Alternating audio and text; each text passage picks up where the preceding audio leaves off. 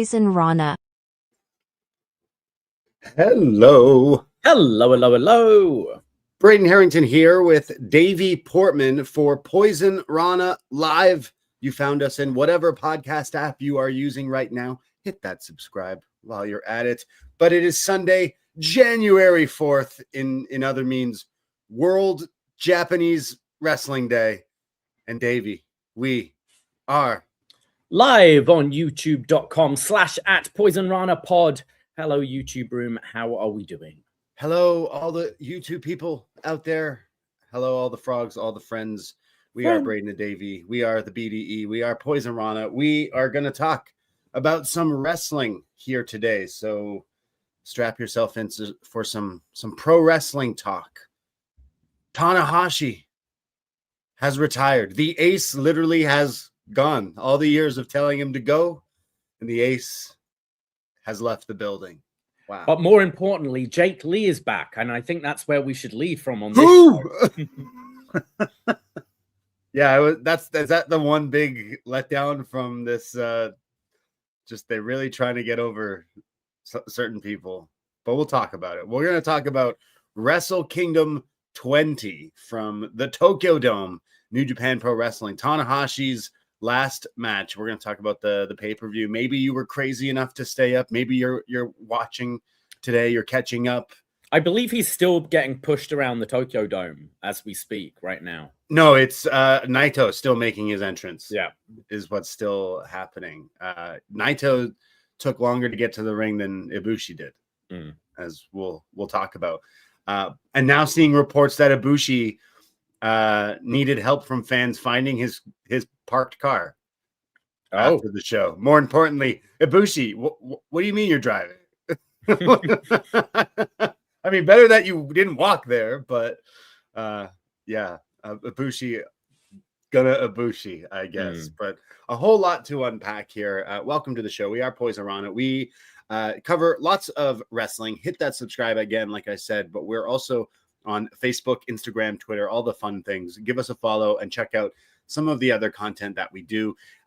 This upcoming week on Tuesday on the Post Wrestling feed at 10:05 p.m., we will be covering New Year's Evil, the NXT TV special coming up. So catch us on Post Wrestling as per usual, as we're always your NXT friends on Tuesdays. So we're going to talk about that on Tuesday and kind of that, I'm sure, about the WWE, the January 5th.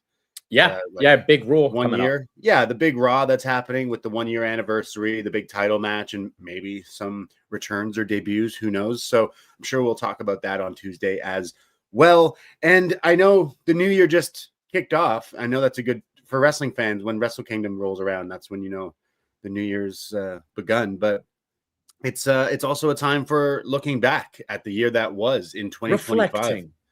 Reflecting. And are the polls still open, David? The polls are still open. Yeah, I'm going to leave them open for the rest of the night. It's been a great turnout, actually. We've used a bit of a different site, which actually saves me a lot of work with it, and it's a lot more user-friendly. So you can just drag and drop. I've listed, I believe, 31 matches for you to pick from. And just drag and drop your top 10 in order. And it tallies up all the points, and it's looking very interesting. So we've had great turnout so far.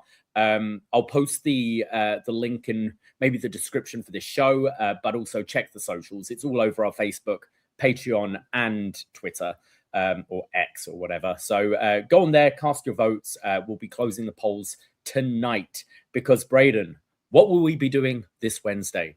Oh, yes, it will be part 1 of a little ditty we like to call Best Match Ever, where we review, rate, and discuss in depth and nerd out over the best wrestling. And we're going to be doing a 2-parter where, yes, you can vote. So if you're listening to this, it's still Sunday night. Davey's going to close the polls by Monday morning at least. So get your top 10 matches in. We're going to put it through some data. We're going to pick ours as well and then compile a top 10 list of the best matches of 2025. So for the next few days, I know I have tomorrow off, so it's going to be just rewatching all the best wrestling from 2025. So it sounds like it's a daunting task, but oof, what a hard job I have tomorrow. Really. Well, I've been going through the matches that I missed. Okay. The list, and I always have a rule, like if I remember something, like whatever I think comes to my head when I think best match of the year right away, they tend to go up to the top of my list. The stuff further the bottom might need a rewatch, but I feel if it doesn't stay in your memory, it's not the best match. Fair. That's totally fair. Yeah. We were chatting with some friends yesterday. Shout out Big Tom, and he put his votes in because it was so easy with this thing you set up. So again, you can go click rate your top 10 matches, and it adds it into our little data entry for our show. But he was bringing up matches that you didn't have on your list, and it's like there's already 31 matches, and it's like if you didn't remember it right away, it might not be. But also, like, as much as maybe some people don't like to agree, to me, wrestling is a form of art, and art is subjective. And absolutely, someone could really love one thing and really hate another thing, and we see that a lot in the world of media, whether it's TV shows, movies, music. So it's kind of the same thing with wrestling. But I'm sure there's like there's instantly a few that come to my mind that I'm gonna have to put on tomorrow, that like some we were at, some we weren't at this year, and just thinking of like, oh, this one comes to mind, or like, wow, I love that one. And I know a usual thing for me is when I watch a match that absolutely blows me away, it's almost like I'm a little kid with like Frozen or the next Disney movie. Like, okay, parents, put it on again. Play it again. And I don't know why, but it's like a song. Like, I don't know if it's my ADHD or whatever, but whenever I hear a song that I'm like, this is a banger. The first time I hear, Avicii, I'm like, oh my God, I got to play this like 9 times. I'm just that kind of person. Well, I think you hear different things in it as well, right? Like, or you see different things. Sure. Like, I hate being spoiled for a match before I see it, because it means those near falls I'm never necessarily biting on, and that kind of thing. So I always try to watch matches cold. And I think that like initial reaction is great.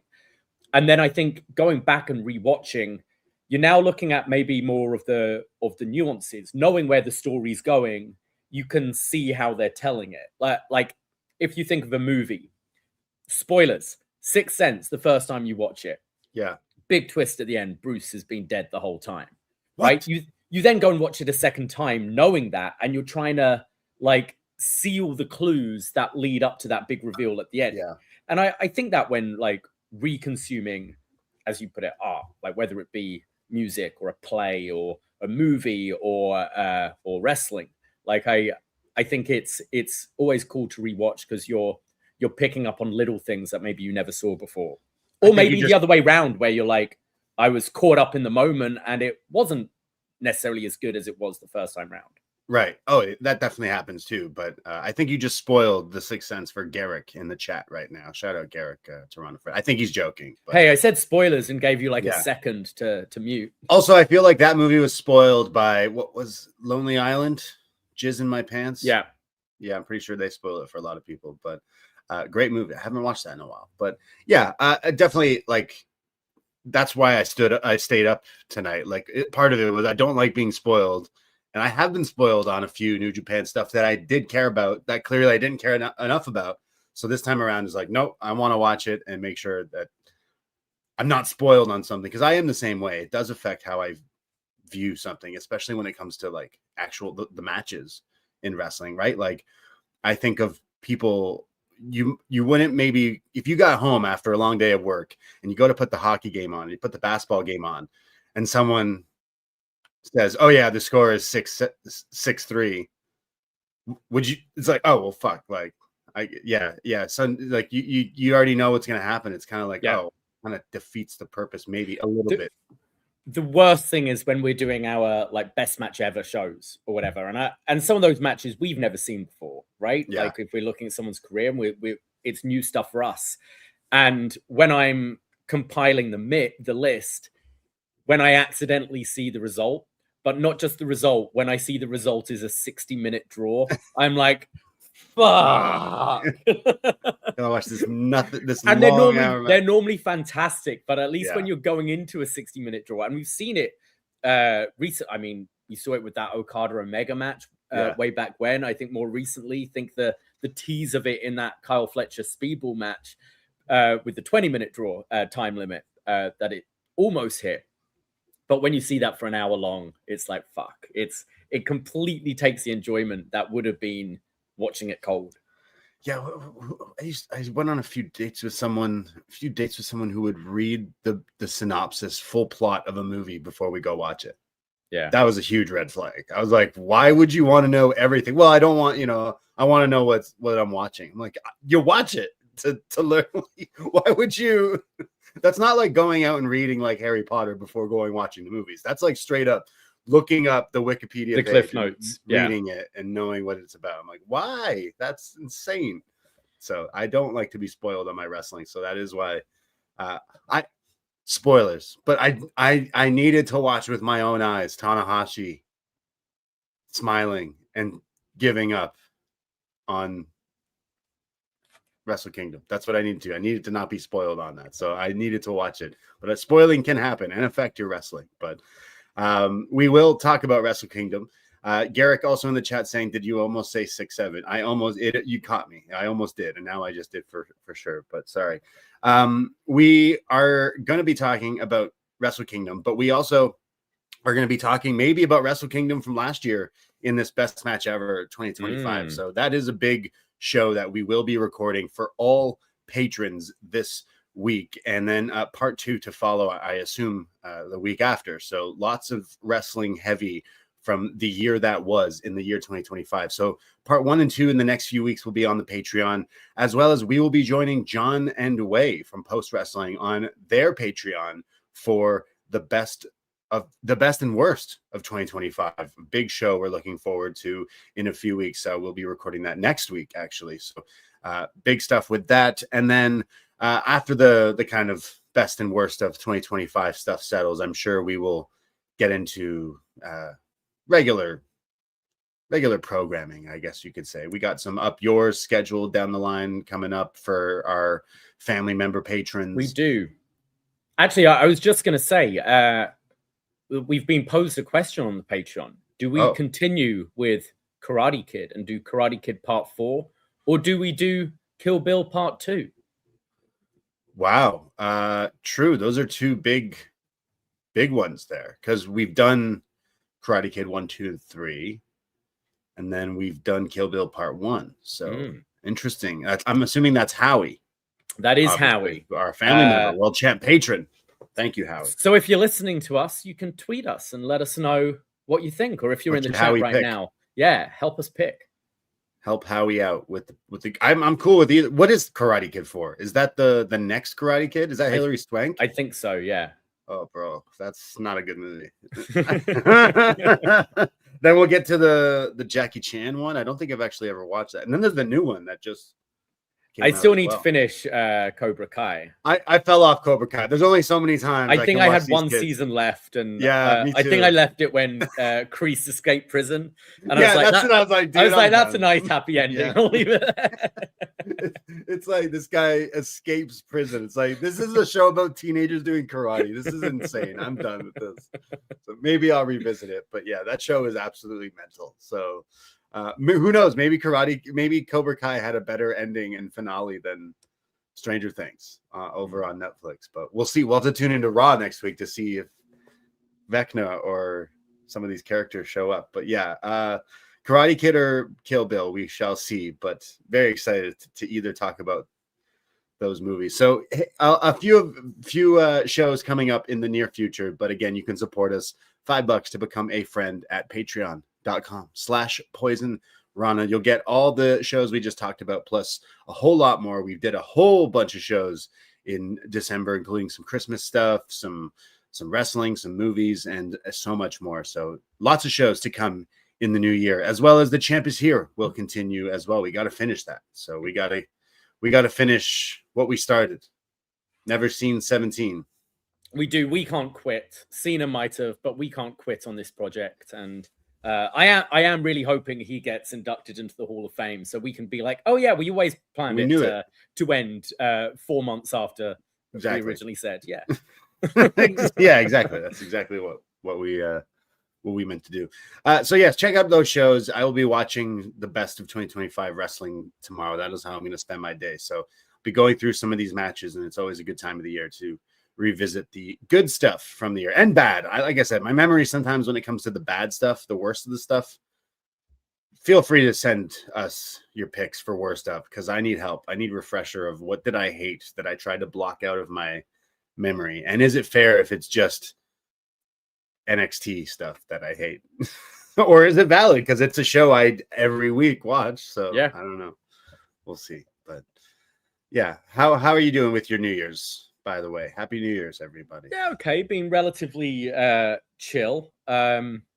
I'm debating whether to go to my staff party or not tonight. I'm kind of not feeling it, but getting a little bit of pressure. I'm trying to do dry January. So I did say I'd let myself off if I go to the staff party. Sure. But I'm also aware how I felt January 1st this year. And I'm also aware, as we just said, got to watch a lot of wrestling tomorrow.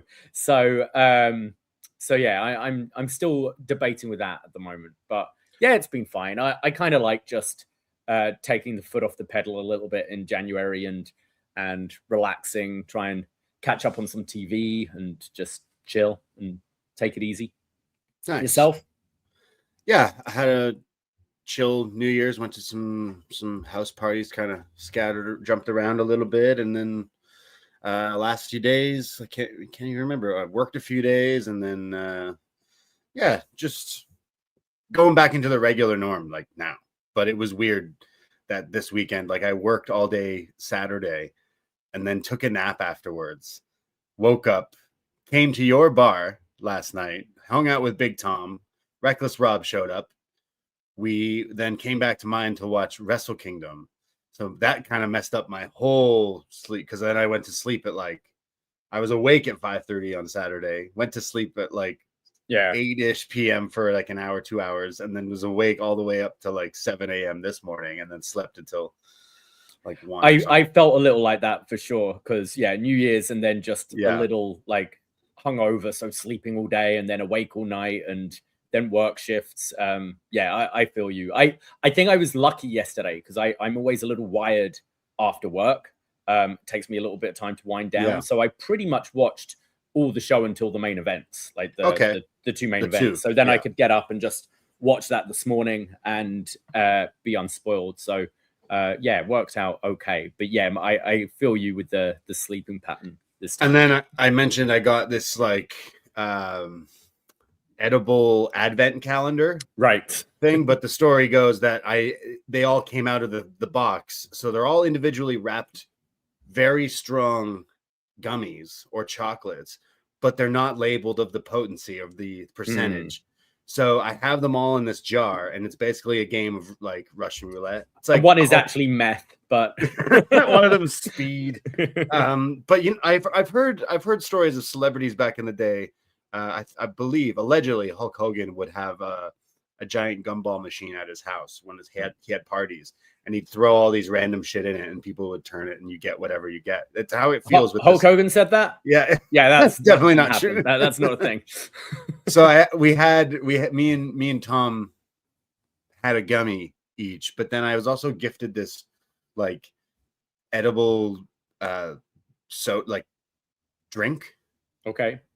And that by the time we drank that and had a gummy, and by the time the main events came on, by the time Aaron Wolf was wrestling, I thought it was a real wolf. I was like, I'm a fix wolves right now. I was like, whoa, this is lit. So I was really into the final two matches at the God's hour of the day, just hanging on by a thread, stoned out of my mind, being like, this is how God intended to watch Japanese wrestling.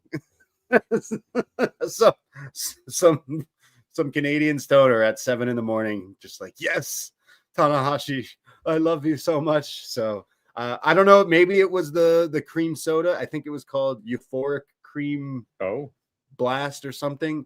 But I got way more emotional in Tanahashi's retirement than I did in John Cena's retirement. Now, I'm not saying I cried in either one, because I'm a grown man and it's pro wrestling, but I felt way more ways during this show than I did during the John Cena show. Am I crazy for saying that or thinking that? I mean, do you want to just start with that? Like, it's the biggest thing, and then we can talk about the rest of the show. Absolutely. I think, like, if starting with that comparison between the two, yeah, it goes with everything that WWE has been as of late. They're trying to manufacture a moment. They're trying to present you this artistic ending with Cena fading and seeing the light at the end of the tunnel and smiling because his life's over, but he's content, and really trying to craft this story that the audience are going to see and get, rather than just like in the Tanahashi match, just be authentic, let it happen, let the story play out, like not do anything. Like, yeah, there were a couple of callbacks in this match. You know, you had the Nakamura tribute in there and the Naito tribute in there, but just having a genuine match, and then the actual emotion of the thing that this guy loves the most in the world not going to be able to do it anymore, letting that play out. It just felt so real. The people that clearly care about Tanahashi coming out to pay their respects, and it was just honest. It was pure honest emotion rather than trying to create this emotional moment. Absolutely. Like, it totally felt real and serious. And I don't know what it was. It just, okay, this is a stadium. They 50,000 plus people. And I don't know, something about this just felt special. Dare I say, like, we went to the Sting retirement match, the show. Yeah. And that was damn near maybe one of the best shows I've ever been to. And I don't know if I'll ever go to a better show than that. And this had similar vibes. Like, hey, there's still a whole show here, but like Tanahashi, like Tanahashi is a legend and everyone loves this guy and he's retiring tonight. And it just had this like great build up to this main event match. And even the videos. Now I'm watching this on New Japan World last night with the English commentary. Shout out Chris Charlton and Walker Stewart. But when it cuts to the video package for Tanahashi and Okada, it didn't, at least for me, I didn't have the subtitles in English. No. So I'm just kind of like, okay, I understand that word. I understand that word. Like, I don't really understand what they're saying, but I do understand what they're saying. Because it's look at this. Yeah. You get what it is, right? Because we've watched wrestling. Yeah. And just like the clips of like all the years of this guy wrestling and the history and everything like that. And yeah, like I watched the John Cena retirement show and I enjoyed it. Don't get me wrong. I thought it was actually really, really good. But the way it was all built for months leading up to it, to the final like ending, I don't know. I think it left myself and perhaps many other fans with this like weird taste in their mouth, or like kind of like, yeah, the WWE phoniness kind of spread all over it. Whereas this felt like I was a kid when John Cena was like, you know, in his prime, when John Cena won his first belt in 2005. Like, I was young and I watched, and I've been watching ever since. Whereas I still felt sentimental about it, of course, but the way it was presented to me, I was like, yeah, okay, that was good. Whereas, I wonder if, well, in 2008, 2010s, 2016, 17, 18, New Japan is like, that was what got me like so back into wrestling. And now seeing a guy who was prominently featured in those times retire is like, oh shit. Like, I don't know. I felt this was way more special. I agree. And I wonder if part of that is as well where, like, I'm not saying Cena doesn't love wrestling. Of course he does. But yeah. I think Cena, you hear in his interviews and things, I don't think he was very sentimental about that last match. I think he was like, this is something I should do. My life has moved on from this now. Yeah. My career is something completely different. I'm going to be focusing on that. And wrestling is something I love and I'll always love, but that chapter has closed. And he didn't seem, until Vince came on the screen, he didn't seem particularly emotional about it. Whereas I think here, like, this is Tanahashi's love. And if he could, he'd be wrestling for 10, 20 more years, but he knows he can't. And being president and loving wrestling as much as he does, he's looking to the future and knows he can't perform at that level anymore. and knows that it's about the future generation. But this has been his life, and it's going to be difficult for Tanahashi. Like, he's not going to make movies or whatever after this. He's going to still love wrestling, still want to be a wrestler. And I think as an audience, you feel that. Like think Ric Flair's retirement. Ric Flair's someone who's struggled to know what to do outside wrestling. And I think that retirement hit more because it seemed such genuine emotion that he wasn't going to do this again. Yeah, absolutely. Like, this guy I don't feel like Tanahashi, even though he could have a career in Hollywood. I mean, look at this man. What a gorgeous man when it comes to pro wrestlers. Like, best hair in wrestling ever, maybe? Come back to me on that one. I'm not... Off the top of my head, I can't necessarily... okay, Flair's hair back in the day was pretty lit, but Tanahashi's... No. He's always... No, I'm talking like 70s, like 80s Rick. I'm not talking like now, Rick. Definitely not now, Rick, because he's old, but like... Tanahashi has some of the best hair, if not the best hair in pro wrestling. But we've reviewed his one movie. Think back. My Dad is a Heel Wrestler. If you go back in the archives of the Poisonrana Patreon, W.H. Park from Post Perez joined us to review Tanahashi. My Dad is a Heel Wrestler. And I mean, hey, he could be someone who goes into acting. But does this mean he stays as president? I think so, yeah. Okay. That was something else I was thinking. Just shows the love everyone has for this man. Because can you imagine, like, okay, he's president of the company. Can you imagine Triple H when, okay, we're gonna announce my retirement a year from now. We're gonna build it up, and then in the main event of WrestleMania, I will have my retirement match. Everyone would be, fuck off. Like, booking yourself. You run this company and you're booking yourself this huge retirement. Whereas, like, it's kind of the same here, but no one feels that way with Tanahashi because you know how giving he is. And he was probably talked into doing it and that kind of thing. But it did make me laugh when I was thinking during the match, oh yeah, he's president of New Japan. Like, this guy, where are you with Tanahashi? Like, we've been lucky enough to see him wrestle quite a lot, and I know. Think back to the days of before AEW was even in existence. New Japan would do a lot of crossovers with Ring of Honor, and again, I've been lucky enough to see Tanahashi wrestle in like the Sweaty Teddy here way too many times in small ass venues, like way back when. And I think back to always like, oh, he's great. And then when the whole, I think Tanahashi Okada kind of Wrestle Kingdoms, because there was a few back then, right? That definitely were people like were like, oh shit, that's not the same guy I saw once in a while on TNA back in the day. I guess that meaning for both of them, really, Kazuchika and Hiroshi. But like, where are you with Tanahashi? I think I'll let you think on it, because I know we are busy with the best of 2025, but a show that I've kind of been cooking up and conspiring is I want our friend Eric Marcotte to join us. He's kind of sent us a little list of his favorite Okada Tana matches that maybe we'll have to add this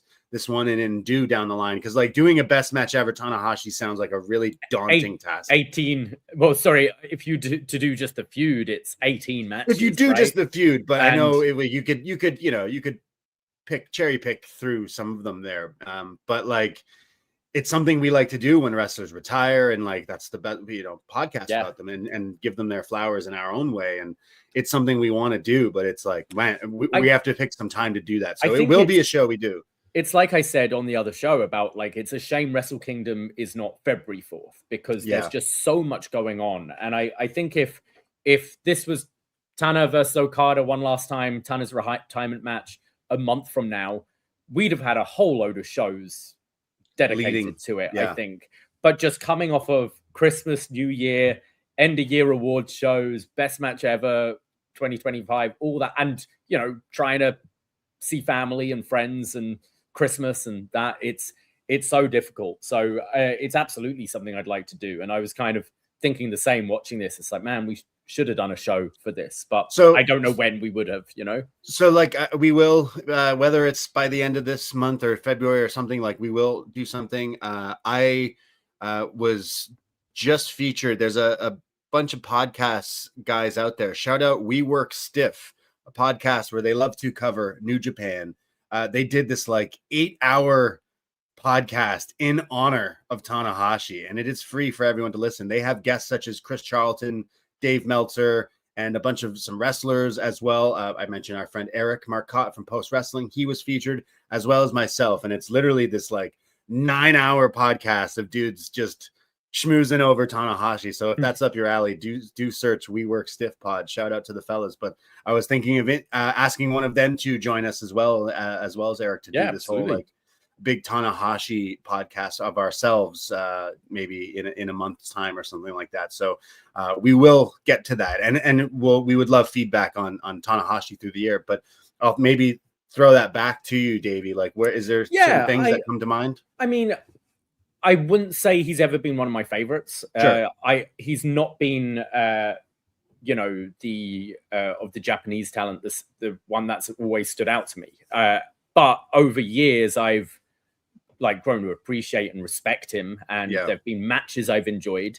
But I think he was someone when I was getting into starting watching New Japan and starting spreading out of watching just WWE. He's someone who like drew my eye to him. Like he just looks so Japanese anime superhero, Super about Saiyan. him that like of all these new characters that I knew nothing about, he's someone that stood in my head, like I remembered, and I would see at the random UK indie shows or over here for Ring of Honor shows and stuff like that. So he's definitely someone I don't dislike, but I've never had the love like some other people have. Like I think back to one of the Ring of Honor New Japan. I think I must have been working Fight Network at the time. I don't think I knew you yet, but I got some tickets through that, and I took my friend Shane, and we went to a New Japan Ring of Honor pay-per-view thing at Ted Reeves or something like that. So, a few thousand people, but not like, an arena or anything like that. But we sat next to this like old lady who then didn't do anything the whole show. And then when Tanahashi's entrance, she like throws her coat off, revealing like the most colorful outfits and scarves and signs, and just screaming at the top of her lungs. And then when I went to Wrestle Kingdom in 2018 in January, it was like women were losing it for Tanahashi.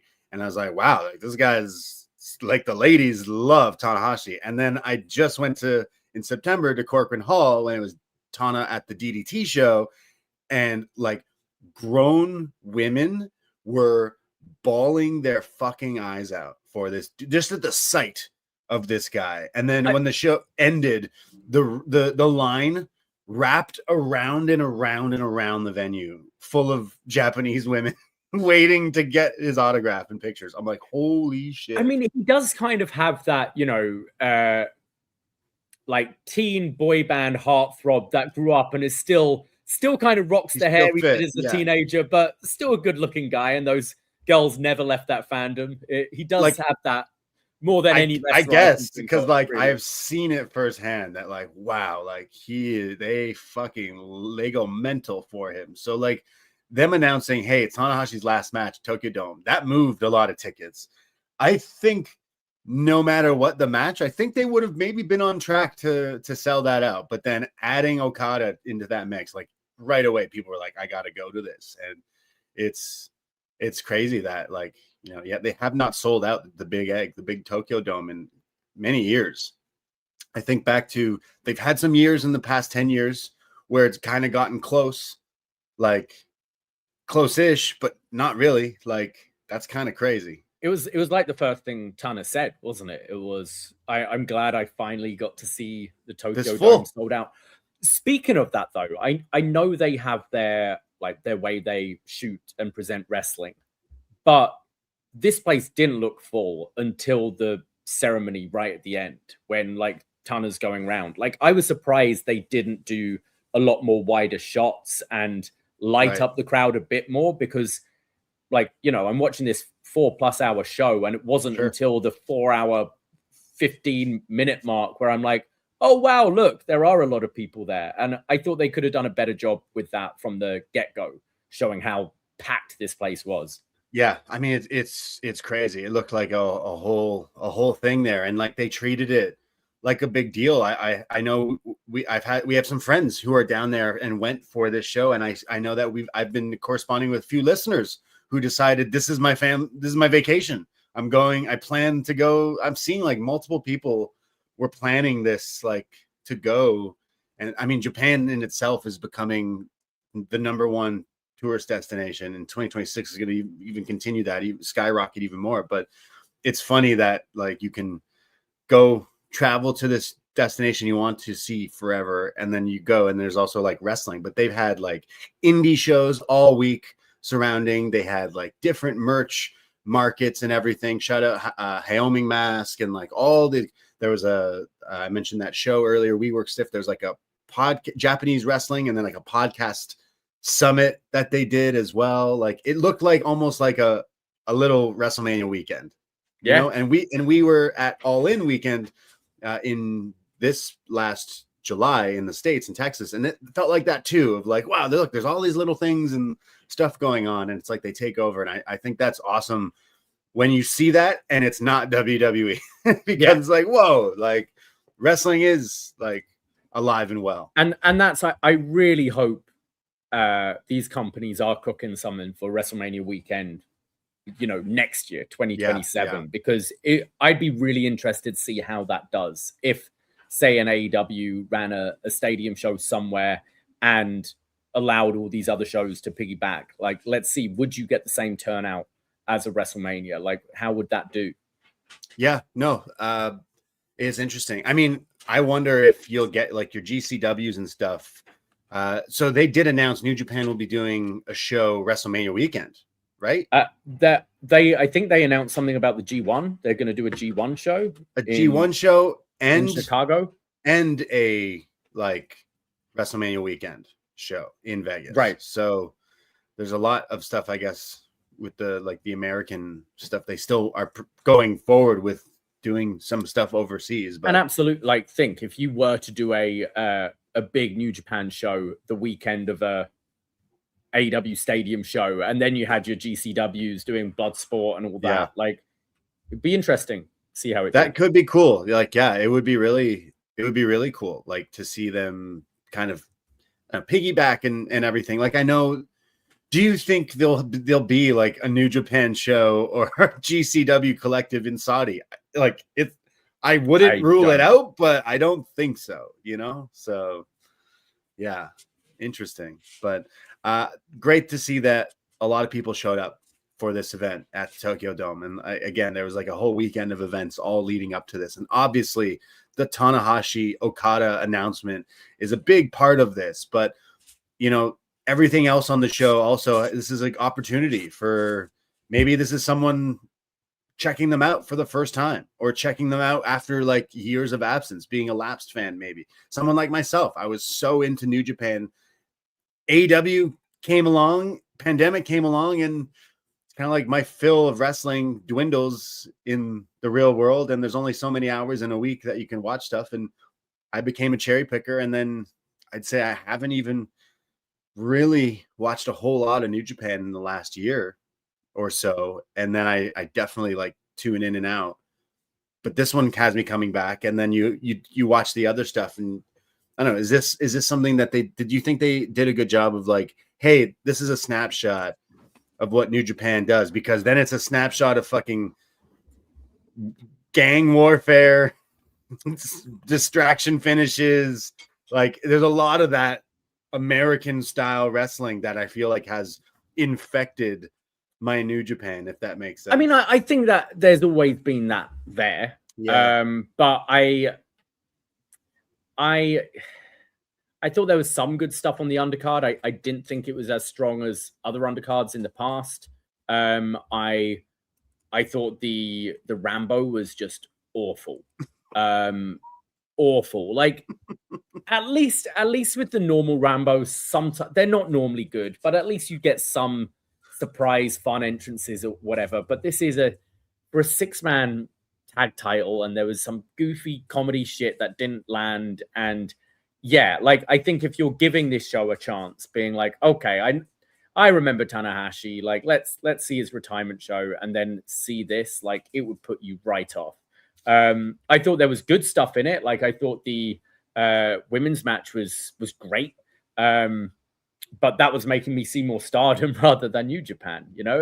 Yeah. But there was good stuff. I definitely think you had so much wasted talent there. You had Zack Sabre Jr., you had Goto, you had Shingo, you had Ishii, and even like, you know, your Taichis or Yoshihashis or whatever. Like they're having all of them in just these stupid Rambo matches did nothing, I thought. And I definitely thought that could have been better. And you could have had a couple more singles featured matches there.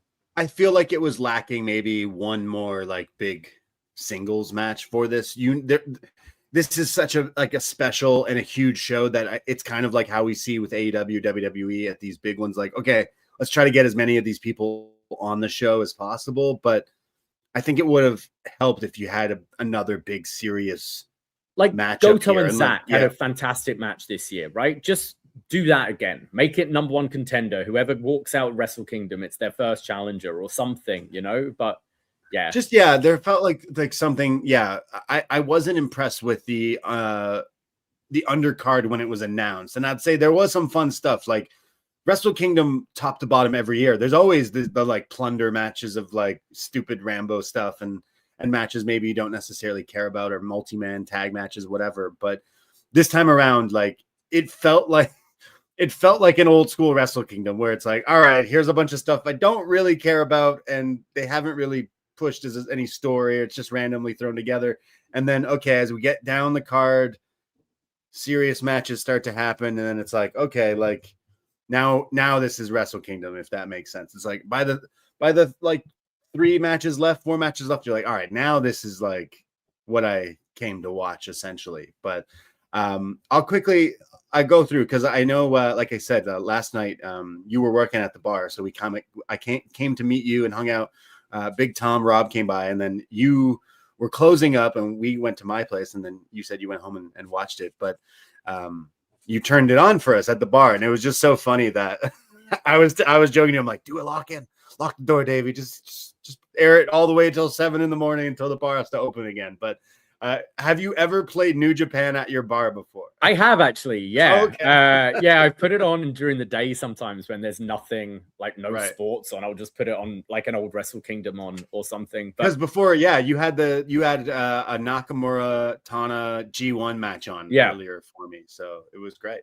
But what was funny, I didn't point her out to you, but there's a Japanese girl who's a regular. She works at one of the restaurants down the road, and she was, born and raised in Japan, has lived here a few years. Oh, amazing. And so all the screens are on, and then she just looks over, and there was a band playing out one of the entrances for the Rambo. Yeah. And she was like yelling like, "Oh, that's my crush." And it was some like band who she's like crushed on, one of the singers or guitarists or whatever for. Wow. And she's like yelling like, "That's my crush." And then the wrestlers came out, and she's like, "What the fuck?" It's like, what is this? That's hilarious. Yeah, I noticed that in the beginning of the show. There's like a music act, like J-pop or something. But so by the time you turned it on, it was the main show, and it was the Rambo. So I did want to check out ELP versus Chris Brooks. So just before recording today, when I woke up, I did put that on, and it was so cool to see. First of all, I love ELP. Shout out Canada Headbangers. But I love DDT, as I'm rocking my DDT shirt today, and Chris Brooks wrestling in the Tokyo Dome. Like that's just cool, and seeing them showcase. Like I feel like maybe ever since Tana being president, New Japan seems to be so much cooler with all these other companies. Like they're not like so like against each other. It's more so like, hey, like if we all come together, we all win kind of thing. So like I said, the DDT show I went to this year featured New Japan talent, including Tanahashi. So I thought this was a pretty fun match. It didn't get to maybe like levels of anything, as it's just a pre-show match, but fun stuff there. And Brooks doing his classic DDT, like he pulls this long strap and then gets the guy to run down the ramp and then lets go, and then it smacks the other guy in the face. So love to see it. But yeah, that was pretty cool. Does he still wear the chest protector? He wears like a shoulder thing or something, right? Yeah, he's cool. Death by Roll Up, that's his clothing company and stuff. I saw a lot of in Japan as well, which is pretty cool. But I thought this was cool seeing these guys wrestle at the Tokyo Dome. Yeah, I haven't had a chance to check it out yet. I didn't allow enough time. I didn't realize the post match was going to be as long as it was. 6 hours long. Yeah. So Naito, fuck you. But no, it's something I would like to go check out. Mainly Chris Brooks, as he's someone I used to see on the indies back home, and it's always cool seeing them then in a stadium situation. Yeah, I mean, talking about WrestleMania weekend, I can't stress how fun DDT shows are WrestleMania weekend. And if anyone is going to Mania weekend, like that would be I would literally go to that over a Mania, because they've been so much fun. But I can't recommend that enough. We had the Rambo match with Sonata with a year of just the most outlandish fits, but this was like a light up bodysuit. He looked like a light bright, essentially, walking out here with all these little lights. Yeah. I mean, it was just showing you there were so many things on this show that just showed you what has failed in the past, and Sonata being one of them. Sonata 2 years ago in the main event, and then I think he's been in this opening Rambo match 2 years in a row now, and just, I don't know what's going on there. He's throwing things at a wall for sure.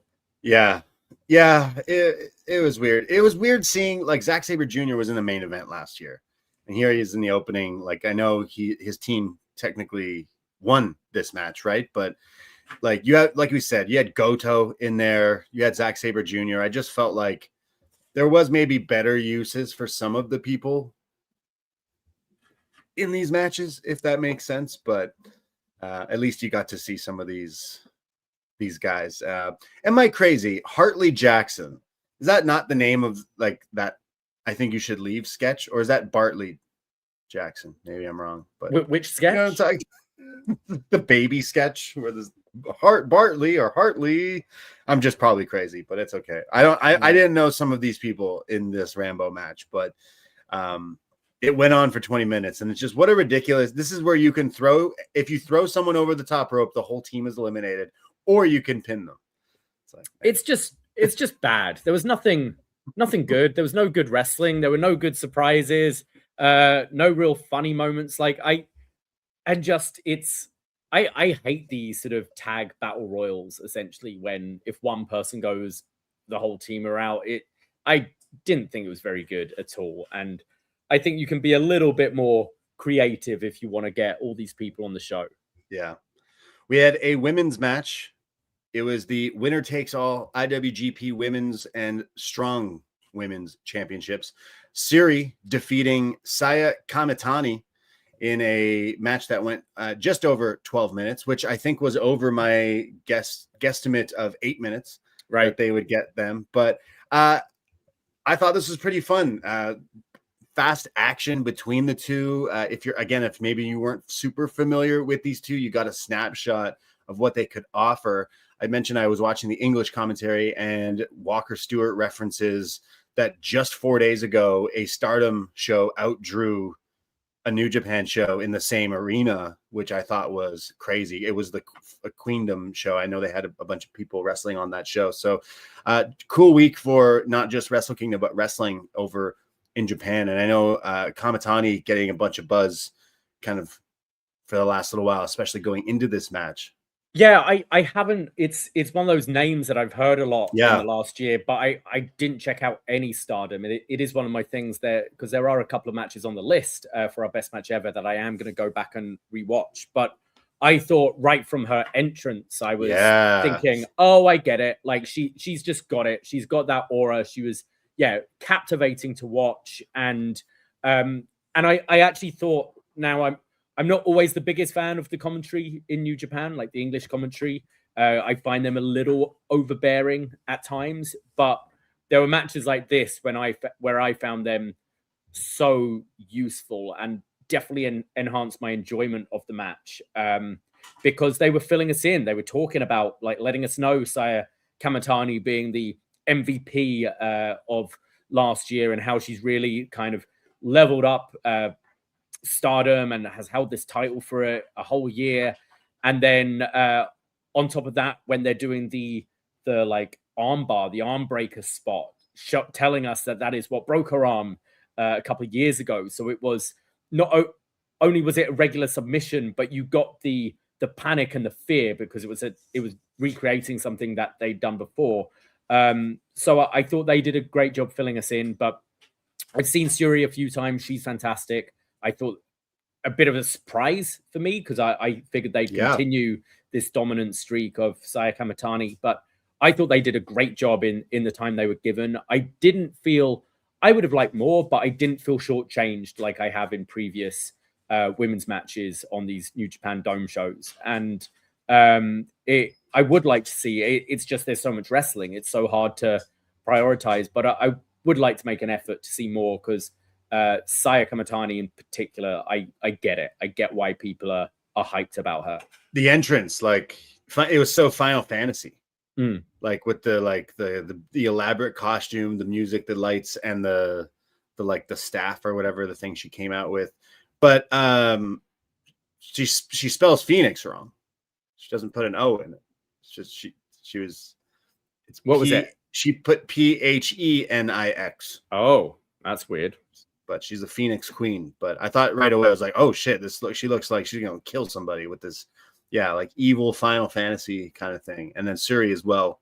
I thought it was fun, and I'm happy. I mean, 12 minutes, okay, they could have got it like 5 more, but I think in 12 minutes they managed to put on a good match and a good Absolutely. story. So I mean, it was one of my favorite matches of the night. I was shocked by the outcome of Suri winning, like you said. So I would be interested to see. My phone, every time since we've been talking about this, I keep saying Suri, and my phone keeps thinking I'm saying Siri. So it keeps blinking, which I didn't know. I thought I had mine turned off. But anyway, Siri, tell me about Suri. So we'll see what happens. Double champ with Suri. What happens with Stardom? But yeah, they're gonna have a even more popular year. Like Stardom has produced stars in like North American wrestling. Like we've seen its success, and now people are even more people are jumping on the Stardom bandwagon than even before. So I think that's great for pro wrestling and for women's wrestling and for Stardom. It's interesting them saying like it's great that they're on this show, but Saya Kamatani wants them to have their own dome show and be able to sell it out and things. And I get like that seems to be the thing in Japan rather than, over here you've got WWE and AEW where they're competing for 50-50 basically of representation on the show.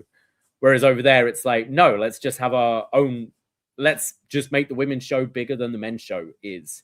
So I don't necessarily see you getting much more women's wrestling in New Japan than this, but certainly an effort for Stardom to get bigger.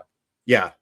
Yeah, I mean, again, I being in Japan, there are so many other independents and like other promotions. Like this week alone, I'm sure there was like 20 shows a day in Tokyo or something crazy like that. Because when I was there in the summer, there was like 10 shows a day, and that wasn't around a Wrestle Kingdom. So like, there's so much other wrestling that goes on. But obviously, like the bigger star you get, you probably end up at a Stardom or a New Japan or something along those lines. But yeah, they love the wrestling over there. We had from that a 10-man tag match. This was another match we were complaining where it's like, hey, let's get everyone on this show. Where it was the United Empire. This was real interesting. Andrade El Idolo. I can never say that name right, but Andrade Cien Almas comes out in New Japan. So I don't know. Did he just get a really good lawyer, or was he always allowed to work? He was allowed outside of the States. He wasn't allowed to work in the States. So, okay. Because Tony Khan, when asked about Andrade even recently, has been like, hey, I can't talk about that. He doesn't work for us quite yet, or something along those lines. Am I right? Like, it sounds like he's I believe it's only been in the last week. I think that it was reported that all of those issues have been like lifted now or whatever. So he is able to work in the States now. Because when he comes out, they're like, hey, it's AEW's Andrade. Hey, did we mention that he works for AEW and AEW is lending him to be here? Yeah, because he's an AEW superstar. And Tony Khan's at home like, yo, shut the fuck up. Yo, shut up. Just he's not back yet. He's not back yet. But I would imagine Andrade shows up at AEW again. I would think so. I think when it was lifted, it was, Christmas, New Year, and probably thinking not the best time to re-debut him. But I see him maybe even on that Maximum Carnage show. Like, for me, it's a weird thing for him to come back here because LIJ is gone. That obviously would have been a fit for him to just slide into as like that. So they put him with these guys, apparently, the United Empire. But like Andrade in a singles match against Zack Sabre Jr. would have been awesome on this show, or versus anyone really. But this match, it had people in it. So United Empire, those guys, Callum Newman, Great O'Con, Hanare. Oh, I guess. And how shocked were you that Jake Lee was the mystery tag partner?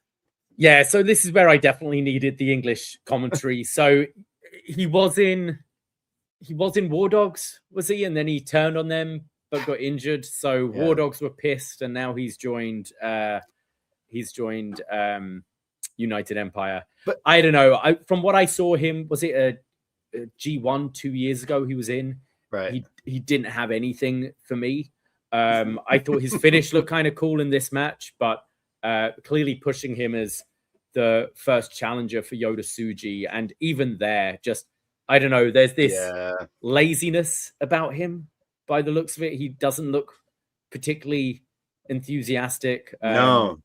I can't say I've watched enough of him, but what I have seen hasn't really done anything for me. I'm the same way. Like, at first I was like, sorry, who is this again? It's like, oh yeah, this guy, he was out of New Japan. And yeah, you mentioned he wrestled, I think, a G1 or something, but there's just something, I don't know, something about it. I was like, don't know if that's the right choice. And then on top of that, they did it twice to us in one night. They're like, hey, we surprised you with some Jake Lee.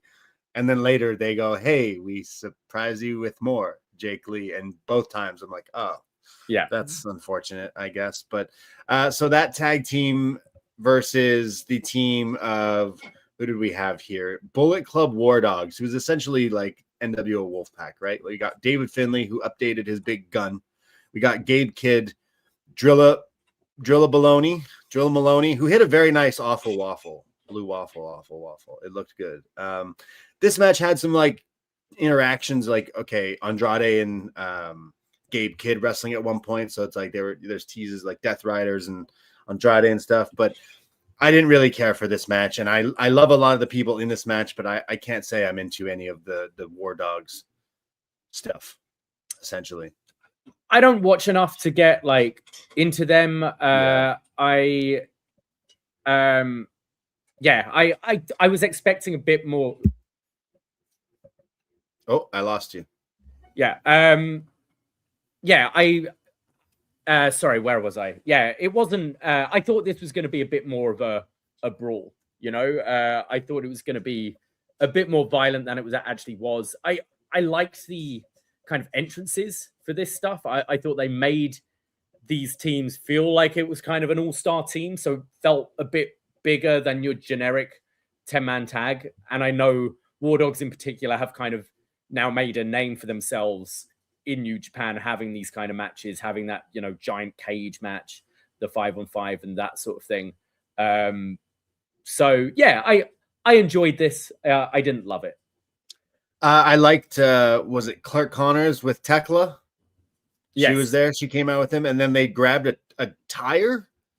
I don't know where or how or why, but a giant tire from like a car that was used as a weapon at one point here. But I like seeing Tekla. I guess she's with her hubby there, Clark Connors. Mm-hmm. So do you think he can speak German as well as you? No, I highly doubt it. Yeah. Big fan though. But I like this. I like them look together. Like Yeah, they look kind of badass together. Like, am I wrong? Clark Connor's impressed. He was that replacement that Forbidden Door, right? And he is someone who, could add to the Triangle of Madness or whatever. Make him a square. He's the Texas dude, so he came out dressed like Shawn Michaels, but then he's got her there, who's like this evil blonde baddie, and I thought they looked kind of like a unit. I think that could work down the line, so that was cool seeing her there. We had the 4-way. Now, explain this for someone who might not know, including myself. Dookie, which is still Doki, still up for debate as one of my least favorite wrestling names of all time, considering I keep calling him Dookie. Sorry, Dookie, apologies. Doki. Last year at Wrestle Kingdom in the Tokyo Dome, his big moment, and he eats shit, he fucks it, he gets hurt, unfortunately. So this time around, he's like, I am champion, junior heavyweight champion, but I don't want a repeat of last year, so I'm embarrassed to wrestle. What is this? Okay, so that's what I thought, but then watching it and having like the fill-in from commentary, he's doing the chicken shit here where I don't want to defend this title. Got you. So it being a 4-way, obviously there's no rules. He's got Show in there, who's also a House of Torture member. So the plan is to just get Show to win the match. So it's an easy, like, finger poke of doom situation on New Year's Dash tonight, is what I got from it. That they were just trying to get an easy win for Doki by just having one of his stablemates win this match. So just an excuse to get a whole lot of House of Torture bullshit there. It was the 10-man tag, and then the 4-way match here, and then the never open weight evil match. 3 matches in a row that all feature the same like interference angles in them. It was like, oh my God, I felt like this was like WWF or North American wrestling. Like, they're definitely like doing too much of that stuff. It's like, if it's not the War Dogs, then it's the House of Torture, and it's like, oh my God, it's like the Ops and the Death Riders and the everything. But I thought there was some cool stuff in this match, but I didn't necessarily like this too much. Especially, there was just so much interference. They only went like 7.5 minutes, but Desperado winning this, and as we're recording, like, they will be wrestling. It will be Doki versus, keep messing that up. Doki Despy versus Despy is the rematch from last year's Wrestle Kingdom. Right. So like, why wouldn't you just do that match? I want to get more people. I don't know. I'm just I like Despy. I like Ishimori, but I think Despy and Hiromu should have moved up years ago to the heavyweight role and have the juniors revitalized as well. So there was nothing necessarily too bad about this match, but it just feels like you could have told me this was from any Wrestle Kingdom from the last few years. Yeah. Who's the other? There's Robbie Eagles, but who's the other guy? Robbie X. He looked pretty cool with this like one big. He's one of the guys I saw on the Wolverhampton show I went to with the Rev Pro show in Wolverhampton with Mercedes. Is he an Australian? He was on there. He's an Aussie as well. He's English, I believe. Oh shit! Okay, because I know Robbie Eagles obviously was there, but this is a different Robbie, and I thought he was impressive. He wasn't in this match, but he was the most impressive. It's just so much interference in these fucking matches, but I thought that was whatever. Like, there's this ridiculous ref bump in this match. Did the guy use the ref or slam a wrestler onto the ref to break up the pin? That was ridiculous. But I didn't mind that. Yeah, it was funny. It was great. Was it this match or the next match when they then reintroduced what's his name? Francis Akira? No. Oh, sorry. Francesco Akira. He came back in the other one. Yeah. In the other one, and it was just wearing this Dollarama mask and reveal, and then it's just some ginger bloke. I was like, oh, okay, that seemed a bit anticlimactic. Yeah, like the United Empire, it's all a bunch of Osprey's lads without Osprey, and I feel like they have to have. There's a recovery period here. Like, someone needs to break through of that group to show, like, I don't know, they're the next big one or something. And I don't know if it's going to be him, but we'll see. I think Callum Newman, I feel they're ready to get behind. He's the one that I think they had in a G1, didn't they? And they were positioning to be the new Osprey, obviously a lot younger, but I see them looking at him.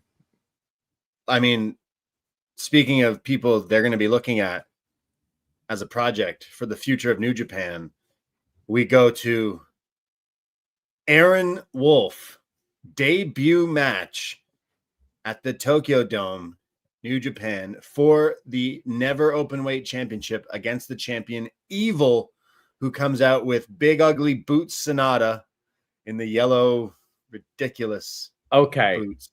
I'm not an Evil fan. I thought this entrance was pretty cool.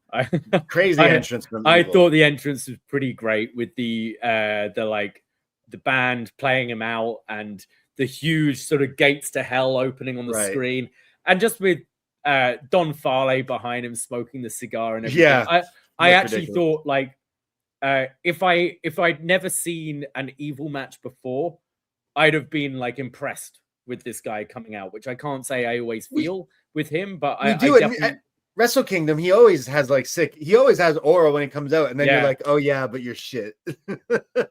But dare I say, this was one of my favorite Evil matches. Yeah, I'm not saying this next match is my match of the night or anything, but like, I thought you did a really good job here, right? With this guy. Okay, I quite enjoyed this match, actually. Yeah, me too. I think all of us that were watching last night were like, oh fuck, this is pretty fun. Like, as far as Evil goes, he's got to be one of my least favorite. For many reasons, I should hate Evil, but he's fun to hate, I guess, because he sucks. But this was pretty fun. So the gimmick here was that at least Walker Stewart on commentary was saying that in the promos leading up to this, Evil said that when you lose to me in your debut at the Dome, you're gonna have to start from scratch. Like, you're gonna have to be a young boy. You're gonna wear black trunks and you're gonna have to shave your head. So Aaron Wolf entrance here comes out in his gi and removes it, revealing the basic black trunks and the shaved head, and that got like a from the crowd here in the Tokyo Dome. Yeah, because this guy has quite luscious locks as well. And yeah, it was almost like the Eminem and 8 Mile. Like, I'm just gonna say all the shit you're gonna say about me before you do, so you can't. It was like that. Oh yeah, that's what you're gonna do. Fuck it, I'm gonna cut my hair off. So they played this video, and obviously this match has been announced for like what seems like a long time. And like, to someone like me, I wasn't familiar with who this guy was until New Japan started kind of referencing him and mentioning that he would be having his debut match here. So this guy is Aaron Wolf, who's actually a shoot name, who, to me, learning that he's won a gold medal at the 2017 Olympics for judo, and he's half 2017 Japanese. World Championship, 2020 Summer Olympics. That's crazy. So half American, half Japanese, but speaks fluent Japanese. I don't think he even speaks fluent in English is also something they reference, which is interesting. But like, you look at this guy, you're like, all right, pretty, because he shaved his head and he's wearing the black gear. You're like, okay, pretty basic look here for this dude. But I liked the story of, like, you look at this guy who comes out, the reference. I thought the crowd really were into this guy from his entrance. Oh yeah. So clearly he's a big deal over there. Like, they treated him well. This reminded me of like the Ronda Rousey WrestleMania tag. Sure. Like some anticipation to see what they look like in the ring, and definitely, had that sort of celebrity match energy, didn't it? Yeah. So this guy, judo, obviously being his thing, but like, the crowd are really behind him here, and he's doing lots of judo throws on Evil. There's lots of time of Evil beating him up, of course, and then you had the chicanery, the extracurricular activities of the House of Torture. You had Sonata with his big yellow boots. You had at one point the ref was distracted, so there was powder thrown into the face of Wolf. It looked like the Wolf of Wall Street here for a second with all that powder. As he wrestled, it was like off his face, but still around his nose. Yeah. It's like, whoa, that, if anyone makes a meme out of that, it could be taken out of context. But I thought this was pretty ridiculous because it's Evil doing all the evil shticks, but Aaron Wolf was just so over with this crowd. So everything he did was getting a reaction. And then he was doing like some throws, lots of the judo stuff, like I mentioned, but then he got the Scorpion Deathlock as well there. Like I thought, and hits a high fly flow. Hits a high fly flow. Like I thought he looked pretty good here, and again, the crowd treated him with respect and gave him a big reaction. So off the bat, if you're New Japan, you'd be like, okay, well, maybe we got something with this guy. Yeah, good debut, and I think, like you see with, say, a Logan Paul or whoever, it's gonna get, just being a celebrity, he's gonna get fast tracked. He's gonna be jumping up over certain people, and you should ride that wave while it's while the crowd are excited about it, like they are here. I think the House of Torture stuff really worked in this match as well, and I'd have saved it from being in the match prior because it just felt a lot of it. I don't think you necessarily needed it in the 4-way, whereas I think here definitely worked. All the stuff, just stack all these odds and then make the guy look like an absolute monster when he's just judo throwing everyone. Yeah, I thought this was successful. Yeah, again, wasn't aware of this guy really until reading up on this guy was announced to wrestle so long ago and then leading into this match. But I thought, as far as evil matches go, it's got to be up there as one of my favorite ones, I guess, because I've watched a lot of bad ones. But who knows? Maybe this whole thing was evil, just really good at a heel. He's just really good at making. I mean, I think there is. I think there has been an element of the booking of it all, right? Yeah. And I think his title run being as long as it was during the pandemic, where we were all watching more wrestling because what else were we doing? And it just was such a miserable time to be watching these evil, just generic cheating heel matches in front of crowds that can't make any noise while we're depressed, living in a basement. Like there's just all those negative times around then. And I think the booking has got in the way. Like I don't think he's ever been like a bad in-ring wrestler, but we don't always actually get to see it. And I think here showed like he's a pro, being able to really work with this guy and put this guy over. Yeah, we'll see where they go with Aaron Wolf and what can come of this. Maybe they can utilize this guy and turn him into a big star for New Japan, right? So, I mean, this is just a first glance, and there was some smoke and mirrors and stuff. But when it came to some of the wrestling holds and the judo throws and stuff, he looked good. So we shall see. I mean, a year ago, I was like, that's it, Gabe Kidd, the future of New Japan. Or did he just wrestle Kenny Omega? You know what I mean? So it's like this time around, I'm like, oh, hey, maybe this guy, maybe they got something with this guy. Maybe they will push this guy. So we will see. But next match, I'd say another match most people were looking forward to. The second main event, second last match here. The winner-take-all IWGP World Championship and the IWGP Global Heavyweight Championship. Yota Tsuji, the global champion, defending and defeating Konosuke Takeshita to become double champion here. We had Yota Tsuji coming out with his Carmen Sandiego, Dick Tracy, Indiana Jones kind of inspired gear. Yeah. Like his gear had like Indiana Jones. He had Marlow written on his trunk. Marlow. I don't know what that is. Is that a place in England, in London? It is, yeah. I don't know what that's about, but had Marlow with the picture of him in the hat. It also had "Thank You, Ace" on there. But yeah, if someone can fill in the reference, that'd be cool. So Takeshita, I feel like the people were behind Tsuji here. Out of all the young pups, the young lions in New Japan, I'd say, like, for me as someone, okay, I've already expressed I've not watched a lot of New Japan, but for me, I'm like, is this the last gasp of this crew? Like last year was Shooter, and I don't want to say Shooter shot the bed, but he kind of, it wasn't great. And like he was in the opening match tonight. So it's like here we have now them going with this guy and this opportunity, and will it pay off down the line? And I think of the young crop, whether you're looking at like Shooter or Ren Narita or this guy, I'd say this guy's got the most sauce. I'd say he's got the most like sizzle here. And then I for me personally, I was like, there's a lot riding on this match for me. I need this to like slap. And I'd say it did. We had some big moments and moves. Takeshita, obviously the godson of Kenny Omega and Kota Ibushi, what feels like. hits the Terminator dive. So then Tsuji reacts and responds with the Fosbury flop, which was sick. And then you had Tsuji doing Takeshita's moves, like the wheelbarrow suplex. And then you had Takeshita doing his moves, hitting him with a spear. You had so many back and forth. And then Tsuji pulling out a favorite move of ours we haven't seen in wrestling in a while. Shout out the alley-oop.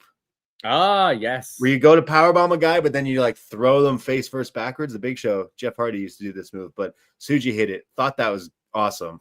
There was obviously some Poisonranas, the best move in wrestling, but then Blue Thunder Bomb off the top rope from Takeshita was nasty. So much that the ref jumped like, holy shit. And it wasn't even Red Shoes. It was another ref who was like, oh my God. It also, I think was it Marty Asami? It was almost like, think the first time we saw the ring explode with like Brock Lesnar and Big Show with the superplex, and the force of the mat just bounced the ref. And it was like that, like a holy shit moment, but also just this trampolining this guy in the air was pretty fun.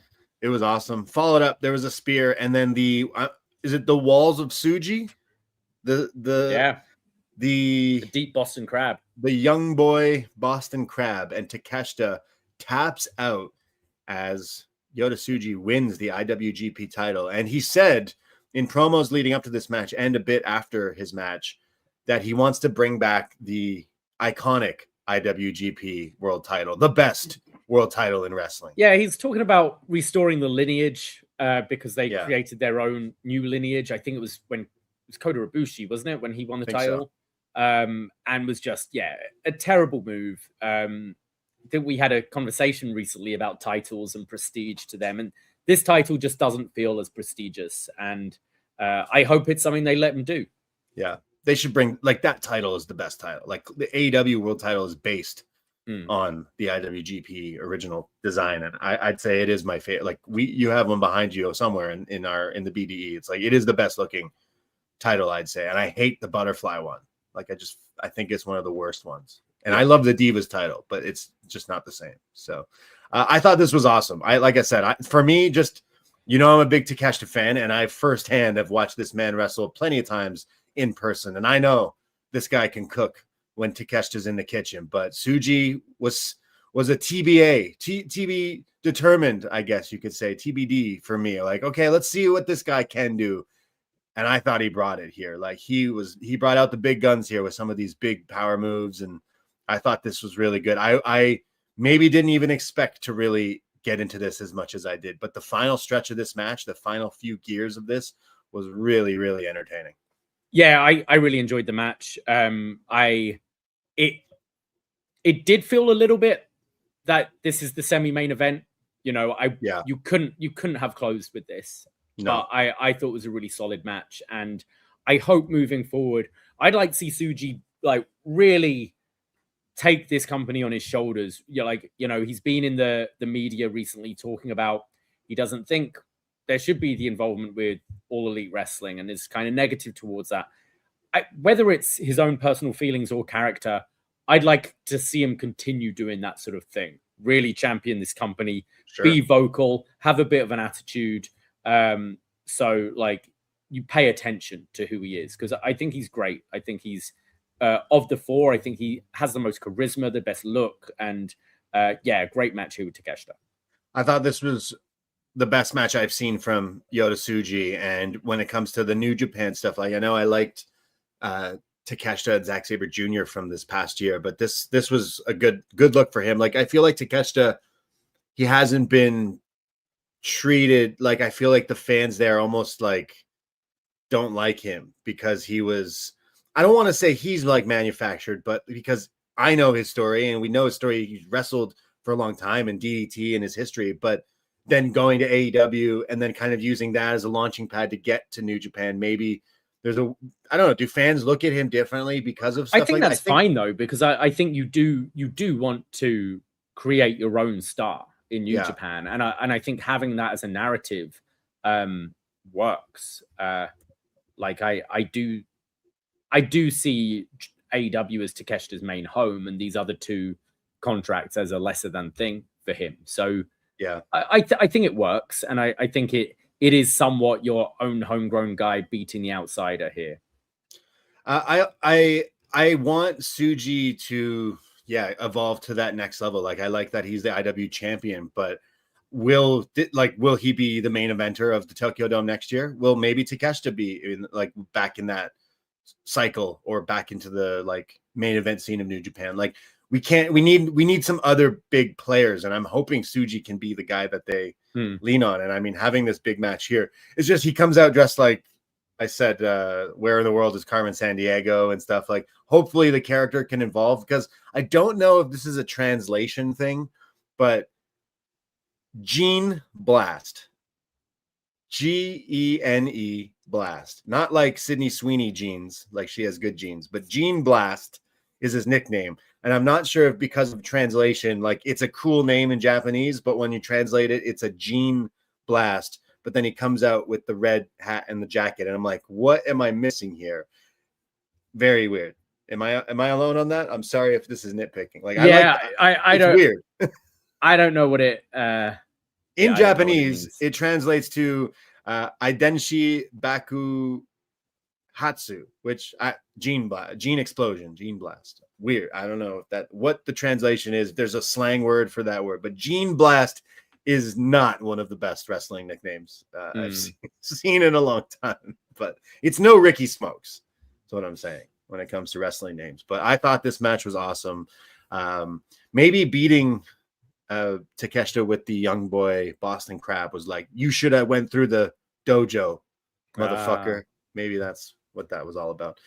He's cutting a promo saying he wants to bring back the belt, and then wouldn't you know it, that fucking Jake Lee attacks him and lays him out. And that's, I guess, the next program where we're going. But you excited for Jake Lee getting the IW? What if they just did that? Wouldn't you be? They would too. TNA it? They would totally do that. They're like, fuck it, let's just give it to Jake Lee. It's like, really, guys? Okay, I guess. But yeah. Anyways, I hope we get more Takeshita in New Japan. I hope this isn't like something that they move away from. And I hope, obviously, we see a lot of him in AEW, but not having the main event and then losing here, actually tapping out. Would you imagine Don Callis maybe kicks him out of the Don Callis family? I think if they'd have brought up these matches on Dynamite, maybe, but I don't know if it will even be referenced. You know, it's and maybe that's why they were downplaying it this week, because they didn't want to draw too much attention to Takeshita going overseas to lose this match. But I mean, it could work easily in story that, you know, the two went to represent the Don Callis family, to represent AEW, and Okada got the job done and Takeshita didn't. You could absolutely use it. But I don't know. It's just weird that they were really quiet about both these matches on AEW TV. Well, I got to say, I love this match with Takeshita and Tsuji. So I was really, really blown away with that one. But then we went to the real main event, Tanahashi's retirement. Hiroshi Tanahashi, Go Ace, taking on the Rainmaker, Kazuchika Okada. And you could hear a pin drop and the gasp when Okada came out to his AEW theme song. You got the coin It's flip. grown on me, though, for sure. Oh, me too. Yeah, I think it's actually pretty good for a wrestling song. And I told you there's a rap verse on the song towards the end of the song from an Okinawa rapper. So shout out Japanese people being on the Japanese wrestlers theme song. But you could hear the coin flip. And then it hits. They're like, oh, you fucking boo this man coming out to not the New Japan theme song. Because when he came out to challenge Tanahashi like a month ago or whenever this was announced, he came out to his New Japan theme. But here he is healing it up here. So Okada comes out first. Now this, I told you, like I have a special place for like this, you know, mid 2010s New Japan and like late 2010s New Japan too. But like Okada coming out looking like a total G with a great black Yakuta robe thing. But Kazuchika Okada comes out with Gato. And I was like, yep, this is my Okada. He's not coming out with balloons. He's not coming out with Don Callis. He's coming out with Gato, meaning he's unstoppable when he was with Gato. So he's winning this match no matter what. I thought that was a nice little look at this. Gato's with him. I thought that was a nice little touch. I think he came out with him when he challenged he did. Okada as well. But yeah, it does, seeing it in the Tokyo Dome definitely brings back some nostalgia. I still don't know how he sees when he comes out wearing that bandana over his face. Like, how does he not fall off the ramp while walking out there? But so Okada in the ring, and then the video plays, the music plays. Hiroshi Tanahashi, the ace, final match. And I was more emotional with this than I was with the John Cena retirement. Just him coming out here, the reaction, the weeping women in the Tokyo Dome, 50,000+ strong, for what looked like Japanese Jesus here. No shade to Otani, but this guy came out with like an awesome entrance and straight up looked like when he stood there, it looked like stained glass windows behind him. The dude looked like a Japanese wrestling Jesus for one moment in time here, and loved his knee pad. What a sweet, if this guy wasn't a sweetheart enough. Tanahashi's knee pad, one of them was in Japanese and one of them was English, and it said, thank you, I love you, from Tanahashi. Thank you to everyone from Tanahashi. It was lit, bro. I took a photo of this as soon as it happened, because there was this great shot where he's doing the suplex with the bridge, and you can read the whole thing. And it's like a whole letter. It could have just said that we know who it's from. It's on the fucking leg. But it's like, to everybody here and everyone at home, thank you so much. Yeah. Yours sincerely to Hiroshi Tanahashi. How could you not like this guy? Look at this guy. Oh my God. Yeah. Thank you personally to us. Thank you. Yes. From Tanahashi. Oh, good. I wasn't sure who was that from. But yeah, he looked awesome. He was trying to hold it together. And then it cuts to Okada as everyone's chanting, "Go Ace," as the dome is going mental. And Okada, who's playing up a heel in this match and will in this match, but you could see him smile like, this is sick. And he's like, I can't believe this is happening. But Okada, Tanahashi, one last time, and they were doing all the hits here. There was Okada gaining the offense. He was definitely playing up a little bit of a heel, and then definitely letting the crowd know he was the bad guy in this fight, because he goes for the Rainmaker pose early in the match and flips the bird to Tokyo. And the boos when this happened, they were mad they didn't get the Rainmaker pose, but don't worry, have some faith. There was tombstones, and then another one on the ramp, and then Tanahashi in the most melodramatic 19.9 count as he got into the ring at his knees. I was worried. Out of all the times, I was like, I know you're going to tease this, but imagine you just Vince McMahon yourself, or do a Titus O'Neil running to the ramp, and that's it. Like, who would have come out to restart the match? Wild. He gets in the ring and hit with another spinning tombstone from Okada, and then Okada, now just being nasty, he keeps lifting. He goes for a pin, and then will break it up himself, lifting Tana off the mat. So the crowd here are just eating this up, and you could see the shit-eating grin on Okada's face as they're just booing him here. And then he goes for the Rainmaker, but Tanahashi counters and hits the Ace Maker, a Rainmaker of his own here, followed up by a 2 count. There's then back and forth exchanges. Eventually, Tanahashi is hit with a Rainmaker and then gets up and hits the sleeper and then the PK, which signaled like, wait a second, Tana never does the sleeper and the PK. Okay, that's Shibata. And then goes in the corner and does the yow pose for Nakamura and hits not the Kinshasa, but the Bumaye. Yes. Right? The old name for it. Sort of hits the Bumaye. We can see why he never really did the high his knees strike. aren't. Yeah. He doesn't have knees anymore. Okay. To do this move. But a big reaction from this crowd. Goes for the high fly flow. Connects. 1, 2. But Okada kicks out. We got sling blades and tiger suplexes. More high fly flows. Red Shoes is absolutely losing his mind here at one point. And Okada comes back with he does the huge drop kick and does the Rainmaker pose finally. And this is when now there's just the C. You always hear it's the first time we've seen it, right? Since he turned heel.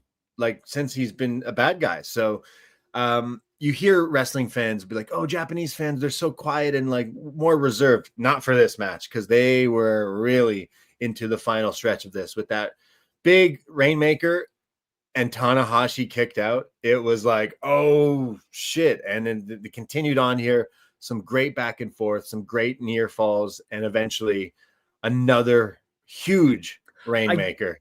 I think we got the pose just before the final. The last one, I believe. Yeah, because he hit it and it was almost like, I have to go back in my past. I've got to summon the rain to be turn Super Saiyan. Man. Yeah, like Okada's like, no, I got to go like next level to do this. And like I said, Gato, Okada in the dome, got to go Super Saiyan with the Rainmaker and pins Hiroshi Tanahashi in one hell of a match. I mean, in 2026, I did not think that Okada and Tana could do what they did here, but 33 minutes, 3 seconds in a instant classic. I know these guys have instant classics together already in the past, but this blew me away of what I was going into, expecting into this match. I thought this was awesome and a damn near way to retire for Tanahashi. This was beautiful. I love pro wrestling in the feels. You feel it, the fighting spirit.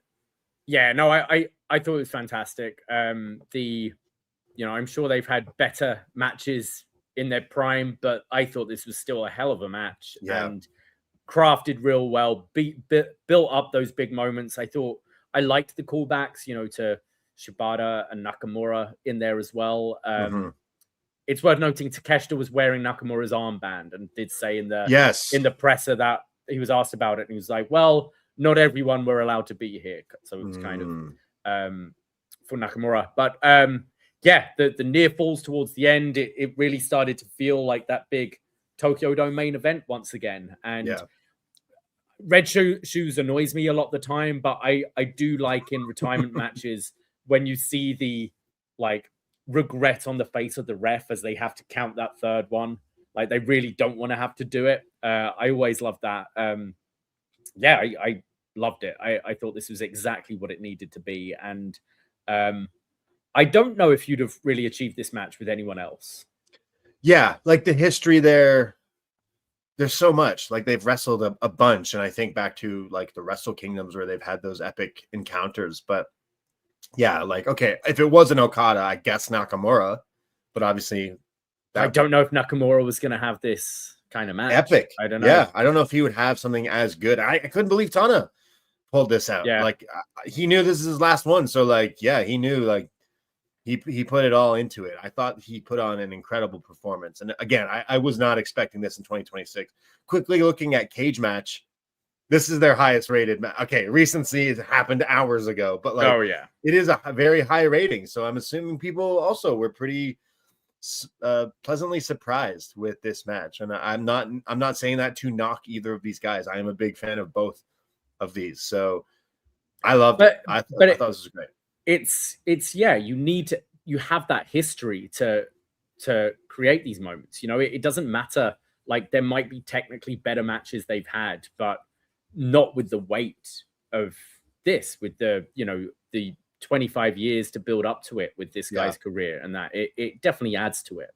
I thought this was great. The two main events on this show were some fantastic wrestling, but obviously the story of the retirement of Tanahashi and so much, emotion going into that. But this was so perfect as it goes for a retirement match. So, I mean, the only thing that could tarnish this is if Tanahashi shows up on TNA in like a year or two and gets his ass out. But I've already seen his ass. It'll be GCW against Joey Janela, won't it? That'll be it. Yeah, he comes out of retirement in 5 years for a 2-minute match or something. But yeah, I love this. I was like FOMO for this match for sure. I was like, oh my God, I wish I got to see this. I wish we got to see Tanahashi versus John Cena in both their retirement tours this year. John Cena today posting a photo of Tanahashi and showing his respect there with his weird Instagram post. But I thought that was pretty cool too. But imagine that, the ace versus the ace, a match one day you can only see in 2K. But loved it. Thought Okada getting that big rub, going back to AEW, he can use that in his thing. Like, hey, I retired Tanahashi, I beat him. and go back to Okada being Okada's like The Rock or Brock when it comes to WWE and WrestleMania season. Like New Japan, I think you might need to break glass again in the next year, 2 years, 3 years of, hey, Okada, Kaz, can you come back for a Tokyo Dome like spot? Because I think that's something that we might need. Like, I'm again not knocking, but if you were to take this away from this show, I don't know if this would be a show where people are like, oh, I must watch New Japan now. You know what I mean? Like, yeah, I mean, I think I'd be curious to see the title matches, see how Tsuji is as champion moving forward. But I think I thought the women's match was as good an advertisement as you could to see Stardom and things. But I think I would see to do Tsuji and Okada next year and really push Okada being like, I want to take the title to AEW or something like that. I want to prove that New Japan can't exist without me. Sort of build that kind of match against Tsuji for next year. Right. I'd like to see. It could be something you could do, definitely, like Tsuji Okada, or I do think he'll be back in New Japan, especially if it's a Tokyo Dome. It's like, why wouldn't he come get the check? And also a big match and big moment. And I feel like New Japan coming out of this won't have Tanahashi and won't have Okada. So it's kind of like what we've seen, like comparing to WrestleManias. It's like, hey, Shawn Michaels and The Undertaker, and The Undertaker never wrestles except for WrestleMania, and he just retired Shawn Michaels. So it's like, now we're watching Alberto Del Rio and Dolph Ziggler. So it's like, what can they do to really, like, you come for Tanahashi and Okada, but you stayed for Tsuji and Takeshita. And now going forward, today is New Year's Dash, day one. Where are we going now with the next crop of people? And who are you going to focus on? And who is someone who's going to have these moments in 5-10 years of being like the big main events where, thousands of people are invested as they were for this. That's the thing. Like, wrestling is silly to some people, but you could just feel the emotion of a lot of the people in this crowd. Again, there's a lot of women for Tanahashi in Japan, but I thought this was really special. I'd say up there as one of the best retirements in wrestling. And I know the John Cena one is just recent, and it comes to mind of like what could have been with the last time is now, but they knocked it out the park with this. And then they went 6 hours long after with Jay White comes out. I thought Jay White was coming out to be like, nah, I'm going to fight you tomorrow. I challenge. Well, I think it's also coming out to his Switchblade music, which is just so synonymous with an evil prick of a heel, rather than coming out as Bang Bang Gang Jay White, who's kind of likable. Playing bongos. Instead, you really feel like this guy's come to shit on his parade to be like Kenta when Naito won the title, Right. What, is he going to just beat him up and challenge him to another match? It's like, no, dude, he just retired. No, I was your young boy and want to give you a hug. We had Jay White hugging him. We had Will Ospreay looking spiffy, looking healthy in a nice suit. We had Kenny Omega coming out with Kota Ibushi, the Golden Lovers. This was hard to watch. Oh man, my heart sank here for a bit. This guy slowly walking to the ring. Okay, at least he's walking, but should he be walking this far of a great distance? This is a long ramp. Just use crutches, man. Where was the wheelchair? It's okay. Literally, Tanahashi is later wheeled out on like a WrestleMania 1 Andre the Giant ring thing. Like, like that thing he stands on and it has wheels and it. Little trolley. Why didn't they let Kota use the?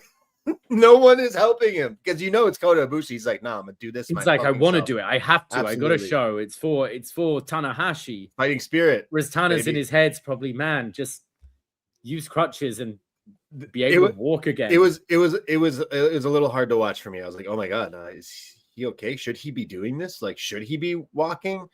But incredibly emotional moment when it's like all these people that like have like Okada just wrestled Tanahashi. Then you have Ibushi, Kenny, Jay White, Will all here with Tanahashi. Like he helped elevate all of these guys at one point in their career and had epic matches with all of them. But who else did we have? We had Kenny. We had the Great Muta come out there who's taking selfies. Great Muta looked like everyone's uncle at Christmas. Like, let's get a family picture. I haven't looked at it. I'm sure it's on his Instagram, isn't it? Yeah, I haven't looked yet. It's a good selfie. Muta looks good for his retired old dude. He looks good. Who else? We had a few other people come out. Shibata came out. It got weird when they started playing like Dean Martin, Frank Sinatra TV show music. Like, that was for who was that? Luchono? No, I forget who. No, it was just like it looked like some lounge show where they're all like, "Hey," and they got flowers. Everyone's giving him flowers. It was like, what am I watching right here, right now? It was really weird. This was when it was like 6:30 something in the morning. I'm like, for fuck's sake, I just want to go and sleep now. And then Naito comes out and took longer than Ibushi, and then Tana's looking at his watch like, "Yo, bro, hurry the fuck up." And then I know it's his gimmick, but man, it doesn't do it for me at all. Naito's like, "Hey, I'm not supposed to be here," because now he's in Noah. Like, Naito left New Japan and now being part of Noah, and says, "But you allowed me to be here for your retirement, and it's probably the only last time I'll be in a New Japan ring." Yeah. So make sure he gets over in Tanahashi's retirement. He didn't need to talk here, Naito. You didn't need to. You know what, Naito? You're on thin ice right now with me as a fan, because you're lit, and then you see everyone else leaving, retiring. You're like, I'm going to go to AEW, WWE, and I guess they didn't necessarily see any interest. So then he goes to Noah.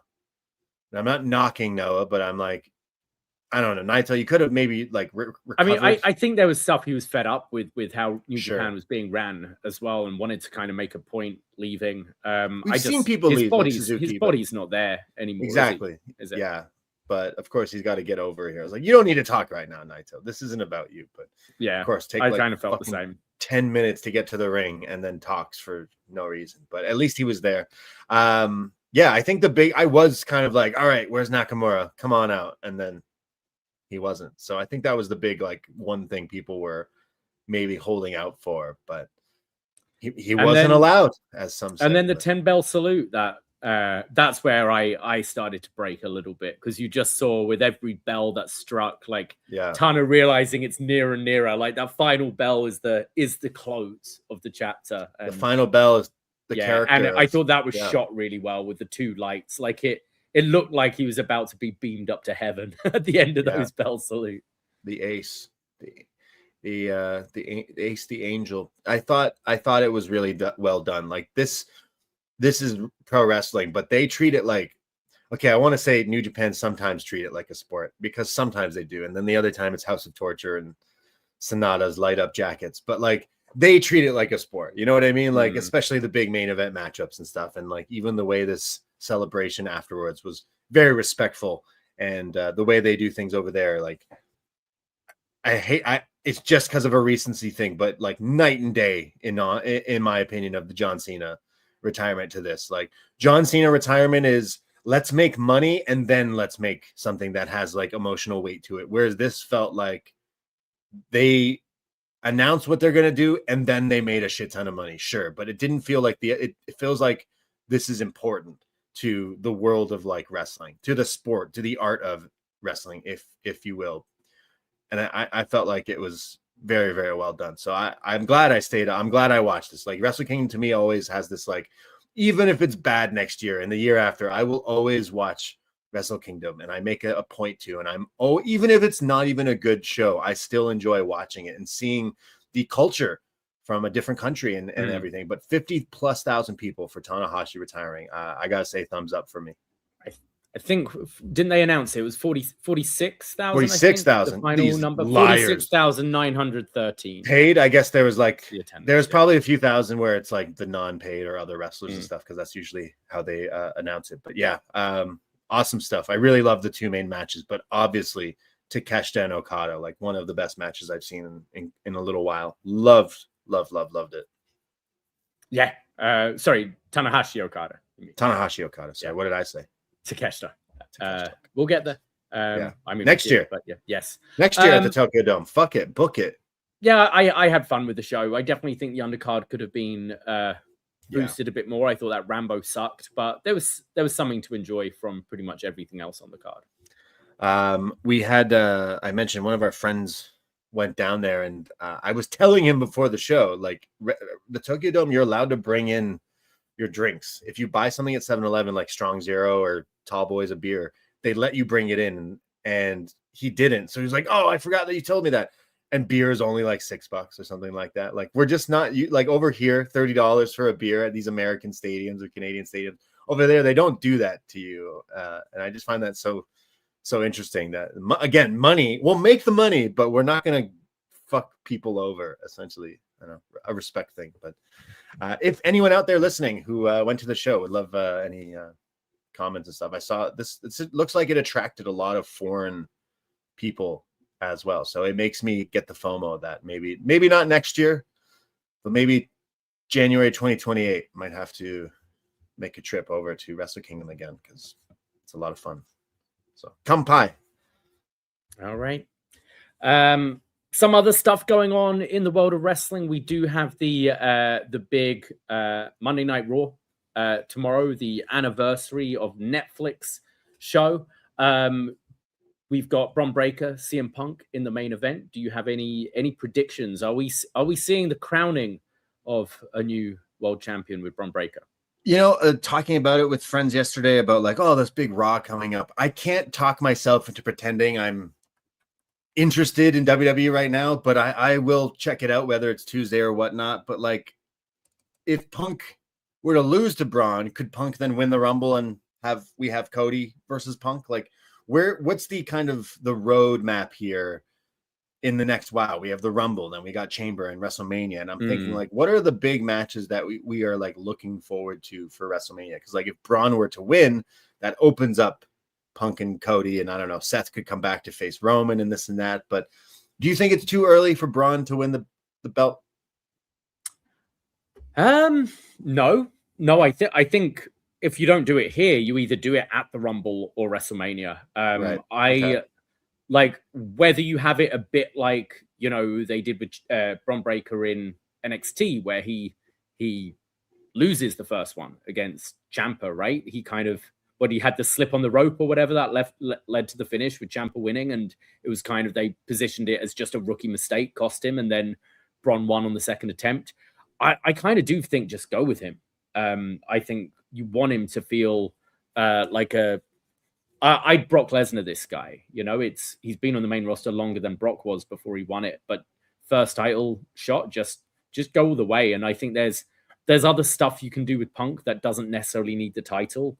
You can have him chase Braun if you want, but it's also Seth Braun. I think Seth, whenever Seth's ready to come back, I think that is all set up. I totally see Austin Theory has been working with Seth and sort of working on the inside and will be helping Seth. So that's something you could go to. I just think you want to try and start making new stars as well. And Bron Breakker is the right one to go with. So why not strap him up right away? What, like, I think it would be a good call too. Like, I don't necessarily know if it's too early, but I think in 2026, he will be like world champion. And this isn't the WWE, this is their secondary one, but still, like, yeah, I think he should win eventually. If not, he should win the Rumble then to face. But I just feel like Punk Cody is probably the biggest thing you could do, and we should do it before we can't. It's whether they have teased Roman Cody 3. It's whether they go that route.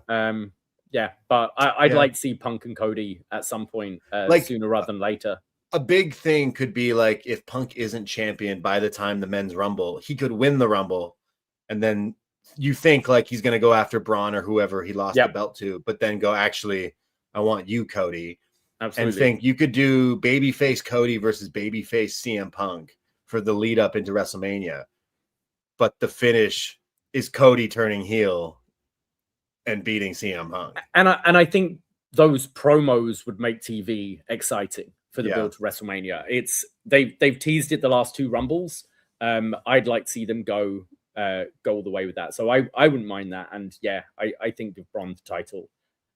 Because then if you're doing, like, where does Roman fit in there? Like Seth? Because then he's doing stuff with Braun or Austin Theory, or I don't know, like Roman Bronson Reed, maybe. I'm not sure.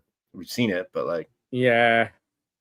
Yeah, kind of leaves Roman Roman out. Roman Braun, you could do, I guess. Or Roman takes true. Roman Braun is something you could do. That's pretty big. And then Braun could beat Roman.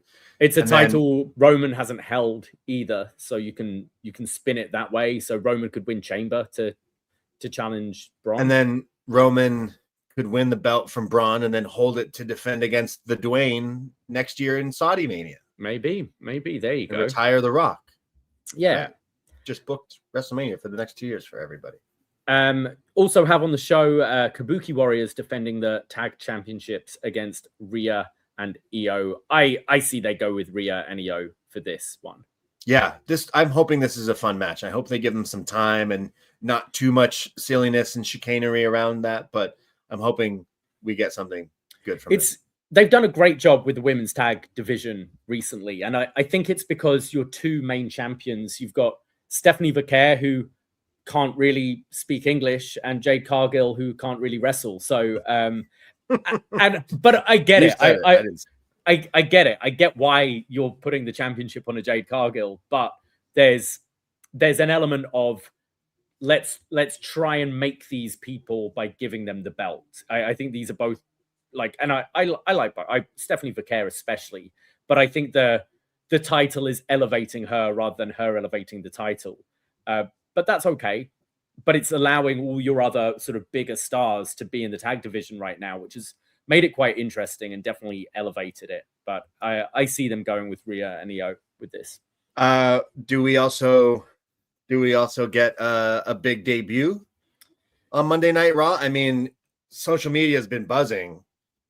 And I mean, since December 31st, do we get Vecna on Monday Night Raw tomorrow night? I mean, I think... Is that going to be Jericho's new gimmick?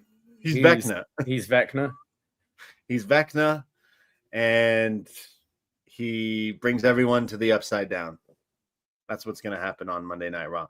Adam Pearce tweeting the break the walls, or he was like, there are going to be people trying to break the walls down tomorrow, or something like that. Yeah, going a little heavy-handed with it, but I don't know if we're going to see that. But you don't think we'll see Jericho tomorrow? I don't think so. I mean, it'd be funny if you tease it being like, hey, the Royal Rumble, because I just think a Royal Rumble spot is happening regardless. But do you promote it or do you make it a surprise? I could see them wanting to load this show up. Tomorrow night's Raw? Yeah, I think so. I think they want it to feel special. This, Netflix anniversary, and we're the start of Rumble season, which is the start of Mania season. And I think just with his contract only just ending, I think they're going to want to. We saw that with like Ricky Saints and Blake Monroe in NXT, right? Like as soon as their contract was up, they were on TV. I could see them maybe wanting to do it, and it will drive interest building up to the Rumble, having Chris Jericho there. How would you? Okay, how would you debut him, and who would you have him feud with? Do you have him come in his like AEW look and AEW music? I mean, maybe use Judas, but I think Break the Walls Down is such an iconic WWE thing that like if you were to play the old music, people would be like, oh shit, it's like it's Chris Jericho kind of thing. So I don't know. I feel kind of two ways about it. Where Judas came into his own and has become his theme and is his own Fozzy song. Where even if you came out to that, I think people would react just as big. I think like he's known to reinvent his character all the time, and I think an reinvention of his character can just be his AEW character in WWE. Sure, it's fresh. I think you can keep the countdown, but I think Judas and have more more of his look that he had in AEW. I'm trying to think of like, if Jericho comes back to WWE, what do you want to see him do? Like, what is there to do? What would you want him to be in a feud with who and what? I can't really think about it. Trick Williams. Yeah, I was going to say like Carmelo Hayes going after the US title and feuding with him or something. Yeah. I don't know. I'm not particularly interested in seeing much of Chris Jericho, but it's always cool seeing someone in a different environment, especially when you haven't seen them there for a while. The WWE fans who don't watch AEW are certainly going to be excited about it. Yeah. Y2 AJ. Bring back Y2 AJ. I think you could. I mean, that is a match you could do. I think you would have a Punk match in there. I could see that happening again. I could see again because I think the beauty of a lot of Punk's feuds are the promos over the matches, and I think there's and treading on a bit of reality, you know, with them both working in the other company and the allusions to that. They like playing with that. So I could see a Punk feud down the line. I mean, I just see him mainly trying to put over some of the younger guys. Like I know in AEW they tried so many things with him with like factions, and I could see them doing that, like having like a heater. You know, I'm not saying Y2 Femi or anything. Yeah, like I'm not thinking like that, but I also like, hey, if you were to have like him, I'd like him to have a stable. Like I think that would be a good thing. He's not done that in WWE, and it can be, like I mean, him with Trick could be cool. Like him sort of champion. I thought Trick came across so well. I don't know if you saw his debut on SmackDown. Yeah, we could briefly talk about that. I just like to put a bow on, I guess, Jericho. Of course, like, I do think there's like a moment to have him show up on Raw or promote him or show him, have him in the Royal Rumble, have him. I still think like a TNA is something that's so different and interesting and fresh that like he could have the reins there to be world champion and help and everything like that. So I'm not necessarily ruling that out either, but I've always been a Chris Jericho fan. And I know in the later end of his career in AEW, like obviously fans seem to kind of have turned on him. And that's what but like, that's what happened to Cody. And then he fucking left and then became like the biggest shit in wrestling. So I'm not saying Jericho's going to come in and be champion in main event WrestleMania, but I do think it'll be like a whole new fresh coat of paint because there are a lot of WWE fans who didn't watch AEW or don't watch AEW and go, oh shit, I know who Jericho is. We know we're in Canada, but anytime AEW has come here, like people would travel from other parts of Canada to watch Jericho here in Toronto at these shows. We've talked to so many people. We watched a group of people at the hotel across from your place. There's like 10 dudes coming out of a fucking Ubers, all wearing different Jericho t-shirts from over the years. And they're like, we came from, Calgary to watch. I'm like, he's still a name in wrestling. And I know that like the later half of his AEW run was maybe not great, but there still is it piques my interest to be like, where would he fit in WWE in 2026?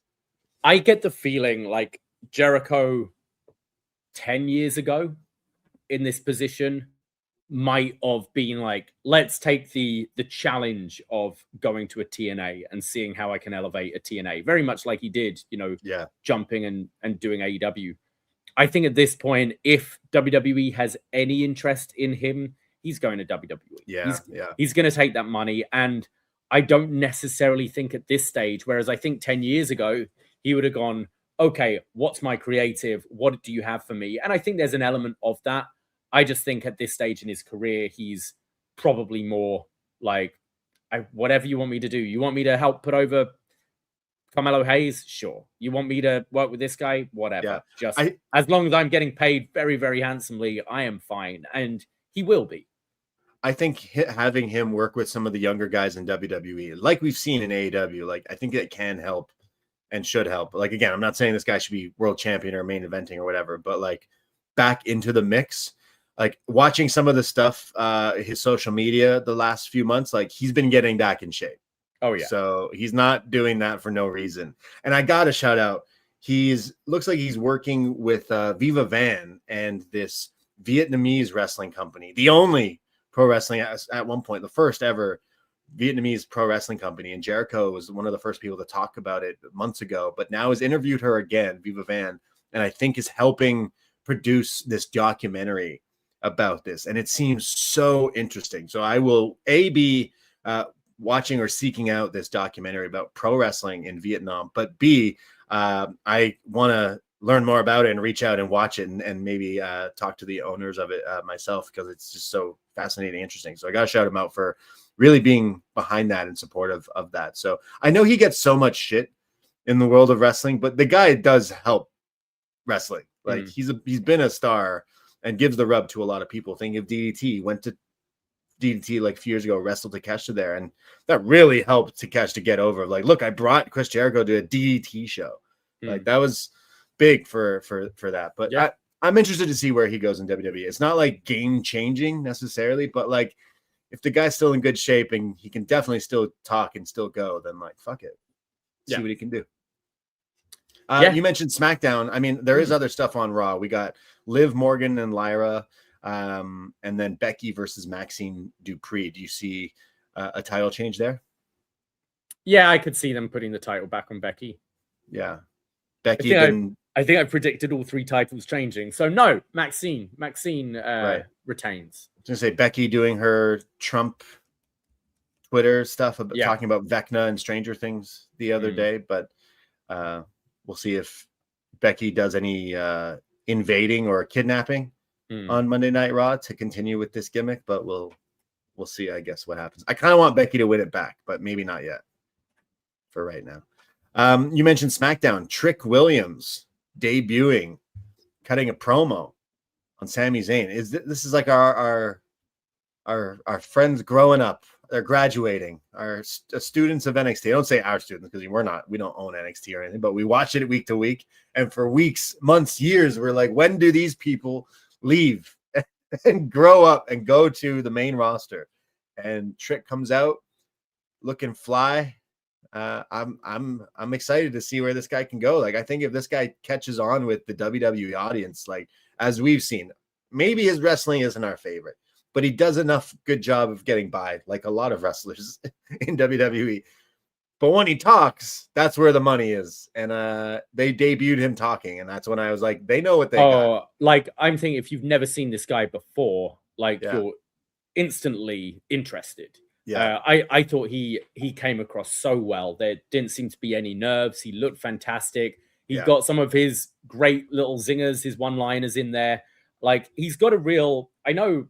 Like, LA Knight being compared to The Rock and Austin is a bit more obvious, but Trick very much has a Rock like style about him, but it's unique in its own way that it stands apart without really being compared. And I think Sami is a great first opponent. We've seen from Trick when he's against like good wrestlers, he often works to their level and can put on a good match. It's the other wrestlers that he doesn't necessarily shine in. Yeah. And I think Sami is a match that he can really shine against. But I actually loved that whole segment. I loved the Sami Zayn mission statement that he is going to win the world title this year. And I think he specified the WWE title is what he's wanting. Like, wow. And that will be like, I really hope so, because the WWE title is the real title. That's what I want to see Sami win. And I think it being at least put out there, it's a good story to go with. I don't think you've got too much longer with Sami Zayn where you can ride that wave and try and have that big moment with. But it was just a great way to debut Trick. I thought it was just a really positive segment. And actually, I thought SmackDown as a whole, which I've been very down on, I liked this week because it felt like there were just, a few debuts, a few like changes of direction, or this is the way we're moving. It felt like just a little bit more exciting where, they're making an effort to really boost this show up a bit. Well, they're going to go 3 hours, right? So they are 3 hours now. Yeah, they need to bulk that up with actual stuff. But okay, I know what you're saying, and I'm not being a negative Nancy, but what you technically just said is, hey, Sami Zayn came out, cuts this promo. I'm going to be WWE champion this year. I'm finally going to do it. Nah, he's going to be in a program with Trick Williams. It's kind of like, oh, well, fuck. He's not. I mean, a program. This is I imagine we get short-term thing, right? I imagine we get Trick beating him and whatnot. But like, I'm happy for Trick, and I think this is the right way to bring him in. I think he will get over. The more he references the lemon pepper steppers, he's gonna get over. We know that. Like, we both, you said, like, depending on who he wrestles, it's kind of like John Cena or The Rock in the ring. Like, neither of those guys are like the best bell-to-bell in the ring wrestlers, but they're two of like the most popular and most fucking over wrestlers of all time. So like, you know, it's not crazy to see some comparisons of like, hey, the guy can talk, and like that fucking matters in wrestling, and especially in WWE. So I am interested to see where he goes. I kind of like Trick wasn't my favorite in our time of watching NXT by a long shot, but out of all the like people who get called up, I'd say he's been in the back of my head one of the more interesting ones for me, because WWE is about talking most of the time. Like the wrestling comes secondary. If you watched Unreal, Triple H says it out of his own fucking mouth. Like the rest, it's not about, this show isn't a wrestling show. This is like a show that features wrestling. And I think liked Trick could as be well, someone. like we were talking about, you know, Jericho just a moment ago, and there have been few debuts where quite often you have someone move up from NXT and it's like, oh, we've got this young upstart from NXT. Let's see what they're capable of. Whereas this almost felt like Trick Williams had come off of a different show, you know, like a different, like Jericho debuting in 99 because of the confidence. And it's like him saying like, I am the 2-time NXT champion, TNA champion. Some call me Hollywood Trick. Some call me this, some call me that. It made him feel like a bigger and more important deal than, you know, when your Fraxiums, your Carmelos, your so many of these NXT people came up where it's like, all right, kid, let's see what you can do. He's coming in demanding, saying, I'm the top of this card already. And I think it made him really stand out on this show. And he dresses fantastic. Like the part, like that, was he wearing like a white, like your fur coat, right? The white fur coat is just anytime, like MJF wore a fur coat this week as well on Dynamite. I'm like, that's just how I picture any wrestler. If I was a wrestler, when I made my creative wrestlers in 2K, I always gave them the fur coat. That's more wrestlers. Stop wearing your t-shirt. Start wearing the fur coats, because Trick dressed for the job he wants and he got it. You know what I mean? Trick always dressed to impress, dressed for the job you want, not the job you had. And yeah, I'm interested to see where he goes, especially with like promos and stuff. But yeah, that was pretty cool. I mean, another big debut, technically, sort of, Jordynne Grace. Yep. They're saying she's on SmackDown now. I don't know if we projected that she would turn heel on Tuesday. I guess that's not I think you can disregard anything we said from last Tuesday involving Jordynne Grace. But yeah, confronting Jade. So I imagine I mean, the women's division on SmackDown needs bolstering. So I think putting Jordynne Grace right at the top already, going for Jade's title, makes a whole lot of sense. And then we had Zack Ryder, Matt Cardona. Woo, woo, woo. I like they did the reverse of, do you remember when in NXT when Finn Balor debuted and when Hideo Itami debuted, they came out and it said like Prince Devitt, and then it disappeared and it was Finn Balor, and they did the same Kenta, and then it goes Hideo Itami. They did the reverse here, where he turned from his WWE persona, because it went woo woo woo, you know it, had Zack Ryder all on the Tron, and then it disappeared, and he's himself. He's Matt Cardona now. Always ready. You know what? Like, this guy been waiting to come back to WWE, basically begging for the last few years, really. Yeah. He's not one of subtlety, is he? Yeah, and like, it makes sense. I would have brought him back time ago. Like, I don't know if he's ever going to have his WWE championship run or main event of WrestleMania run, but like, he is easily someone you it's good to have on your roster.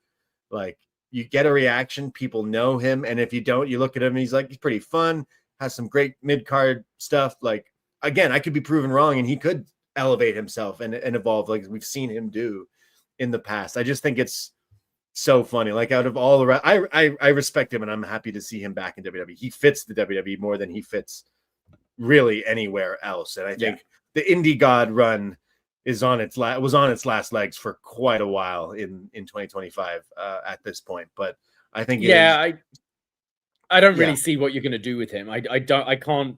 There's no immediate Matt Cardona feuds that come to my head. Like, we were struggling with Jericho, so like, Cardona is someone I don't really know who, but I know what you mean as well. And I think it's what he wanted. He wants to be there, and they're happy to have him. Sure. Yeah, no, get the bag. Absolutely. Like, I've seen this guy. We've seen this guy on the indies for the past few years. It feels like it's been years now since being released from WWE. And right away, he was like, hey, bring me back. And they haven't. But finally, it is the move. So how many of his indie titles did he have to drop or no show on Friday? Because I know he had to drop and not appear on a show Saturday, and I think this week as well, a few others. So, well, I think he just won the title in Russo's promotion, and people are joking that was what, like, suddenly Triple H is like, yeah, no, you can drop that, you can come. What? Oh, isn't he working with like Juggalo Wrestling? Yeah, I think that's it. Oh, fuck off. Yeah, Cardona might be the most carny wrestler of all time. Maybe not of all time, but he's up there. And I as much as I'm like, oh, he's a carny and he's a wrestler, like, I also respect the hustle and the grind. I think in the years of him being on the indies, he's probably passed on a lot of knowledge to a lot of wrestlers. And in fact, he's probably helped a lot of wrestlers get paid and make bank in ways they didn't know how to. So I do respect Matt Cardona, and always be ready, always have your gear, and always have a merch table.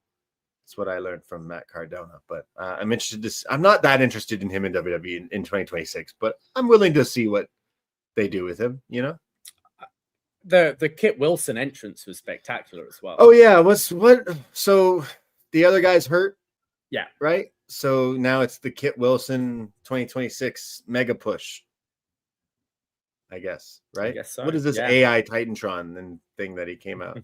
It's pretty ridiculous. The theme might be a banger. I'm not sure yet. I think it's going to ironically grow on people. Yeah, for sure. Yeah, it might be. It might be something I put on once in a while. But yeah, SmackDown had some like debuts and stuff, and I think they needed that because they know they're going to these 3 hours. They need some new characters, some new stories to shuffle into the mix there. So we'll see what happens. Maybe Jericho goes on SmackDown instead of Raw. I don't know. Maybe that doesn't happen. Yeah, Raw's Jericho for life. But yeah, anything else like WWE going forward? Like, they have this big Raw. I'm sure we'll talk about it on Tuesday with what happens on it and everything else. I saw some reports. What was I reading today about Tommaso Ciampa? What's the stuff going on with him? I think that was fake reporting. Oh, okay. I think it's okay. Debunked. So he's not leaving WWE. I don't think so. Got you. Okay. Yeah. Well, I can't find it right now, so maybe it has been taken down. Unless I don't know. I was seeing back and forth about it, so right. I'm not sure. Or maybe I'm seeing it a bit more. I don't know. We'll confirm that one. Yeah. And then I caught up just the other day on New Year's Smash. I thought that was a pretty fun episode of AEW Dynamite. I was confused. Like, I wasn't mad. Okay, so MJF shows up in the fur jacket, like I said. I love that. But MJF cuts another scathing promo. He says, fuck the big three. It's just the big me. It's the triple B. And he brings out the triple platinum. And then Kenny Omega shows up. Kenny fucking Omega. Well, he shows up on screen and says, like, hey, I'm not going to wrestle you now. And I don't want a shot like next week or anything. But like in a little while, I kind of want a title shot, and I'm going to get a title shot because I'm Kenny Omega. And then MJF's like, sure. All right. I guess in the future, we're going to have a match. And then Hangman and Swerve come out and are like, hey, we want our matches with you. So then he's like, okay, I guess I'll have to give you guys your matches. And then Hangman's like, yeah, but I'm still busy with Hook. So send Hook. And it just felt like there was like, I didn't like it at all. Yeah, it was really weird. I think they've actually done a poor. I think Hangman and Swerve have come out looking less from this feud, which is such a shame because Swerve's only just returned back to like a monstrous pop. Hangman had the big moment at All In, and then another kind of disappointing title reign that just ended randomly. And I think here damaged them even more because it was like you set up this Omega match that we don't know where it is, and then you bring out Dynasty. That's so far away, though. That's 4 months away. He said, I'm not going to fight you now. It's going to be down the line. So, like, yeah, that's how I imagine. And then you brought these three out again. And it's like, oh, so we're going to do reruns of this match with these three. And I don't know. It just made me feel like, oh, it's not the best, I don't think. And I don't think this has been particularly productive for the big three, as MJF put it. Like, yeah, where do you do if you do Swerve MJF, which is what I would do as the next big title match for the pay-per-view, which is Revolution? But then that kind of leaves Hangman out as like the whole story of the year was Hangman chasing, and then he lost it, and it's such an afterthought again.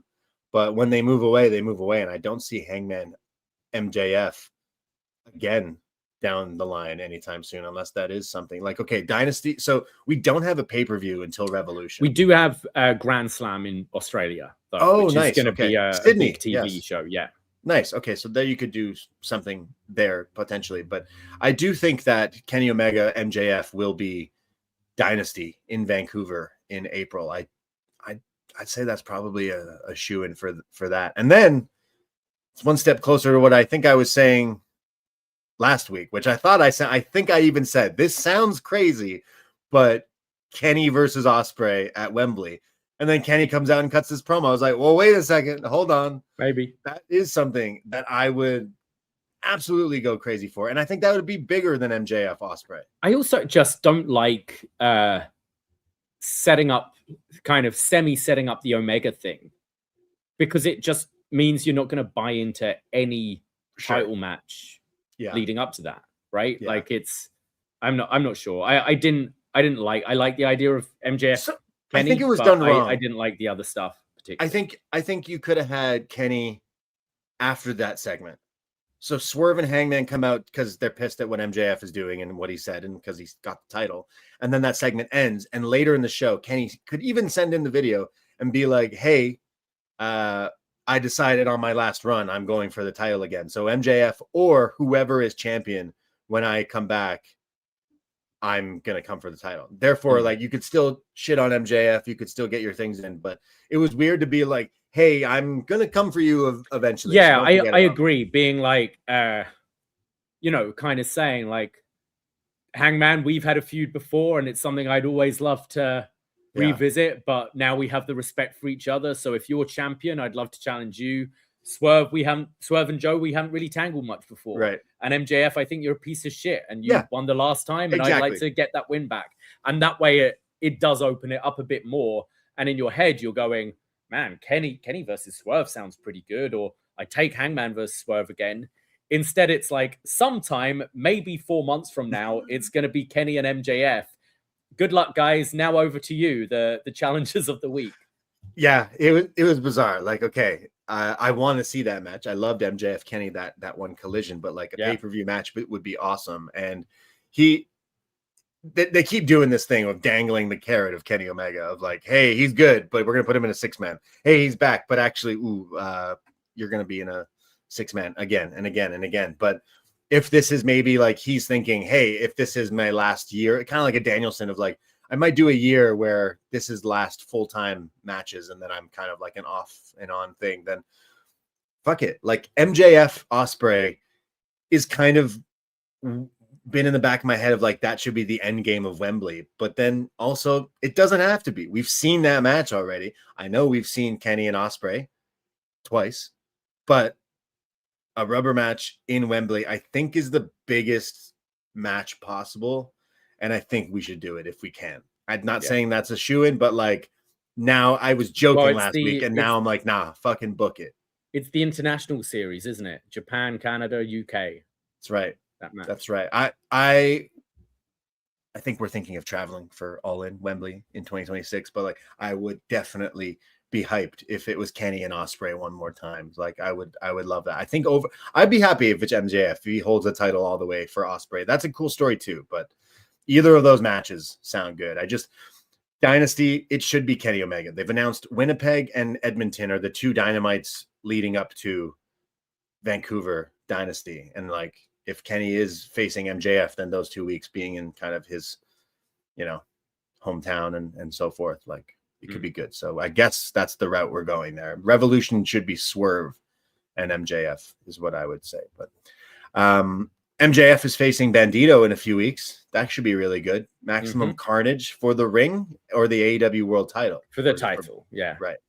I think that's pretty cool. I've been loving Bandito, and I loved, what was it, Bandito versus Beast Mortos? I don't know how he got him up for that knee lift thing. Like, that thing is insane. What the fuck was that? Crazy. Really looking forward to MJF Bandito, actually. Have you had a chance to watch Mystico, MJF? Not yet, no. Oh, that was an awesome match in 2025. But I really like this Dynamite, actually, because then we had Moxley, has this man gone fishing yet? Has he taken his vacation from like 3 years ago? I don't think so, because off the hot match, off a stellar performance, I thought, at World's End, Moxley then has a match with Josh Alexander, a local favorite here that we love from Toronto. And I thought, yet again, a hard-hitting match that I really got into here with awesome stuff. What did you think? Yeah, no, it was good. I hate that they've split these titles. I like that they're at least trying to keep some rules with this one to define it. But yeah, Mox has been fantastic for the last year. I thought this was another great performance. And then Mercedes and Willow as well. Like seeing Willow, we predicted like it would be fun and interesting if she were to get the TBS title. So now double title Willow. But I thought this match was good. And was it Nebraska? They didn't necessarily deserve this match, but I think they got into it by the end with the surprise win. So yeah, it was a great match. And the continuing of Mercedes just to lose all these titles now she's lost the main one, really, right? The AEW TBS. And in classic AEW fashion, oh, you're a champion of some sort. How about we just put you in another division and give you another title? Yeah, that's kind of weird. Willow, I'm happy for Willow. I fucking love Willow Nightingale. So I love the match. And I think eventually Mercedes losing all the belts leads to her finally capturing the AEW Women's World title. But also looking forward to Moxley and Shelton this week on Dynamite, as well as some of the other stuff. But fun stuff from Dynamite. And I know what Hologram is going to come back soon. El Clone, some other stuff, Collision stuff that I didn't watch. But El Clone is, I'm not sure about Hologram.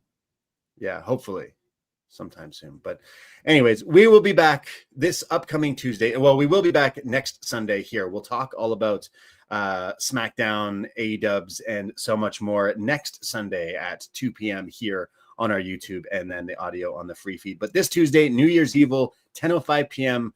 up next, right after NXT on the Post Wrestling feed, plus Poisonrana.ca for links of everything else that we do. Check out our Instagram, check out all the other stuff that we do. Tons of shows, including our patreon.com/Poisonrana. $5 to become a friend. You get access to hundreds of shows. Best Match Ever 2025, part 1 and 2 coming very soon. Appreciate everyone out there worldwide checking us out, listening.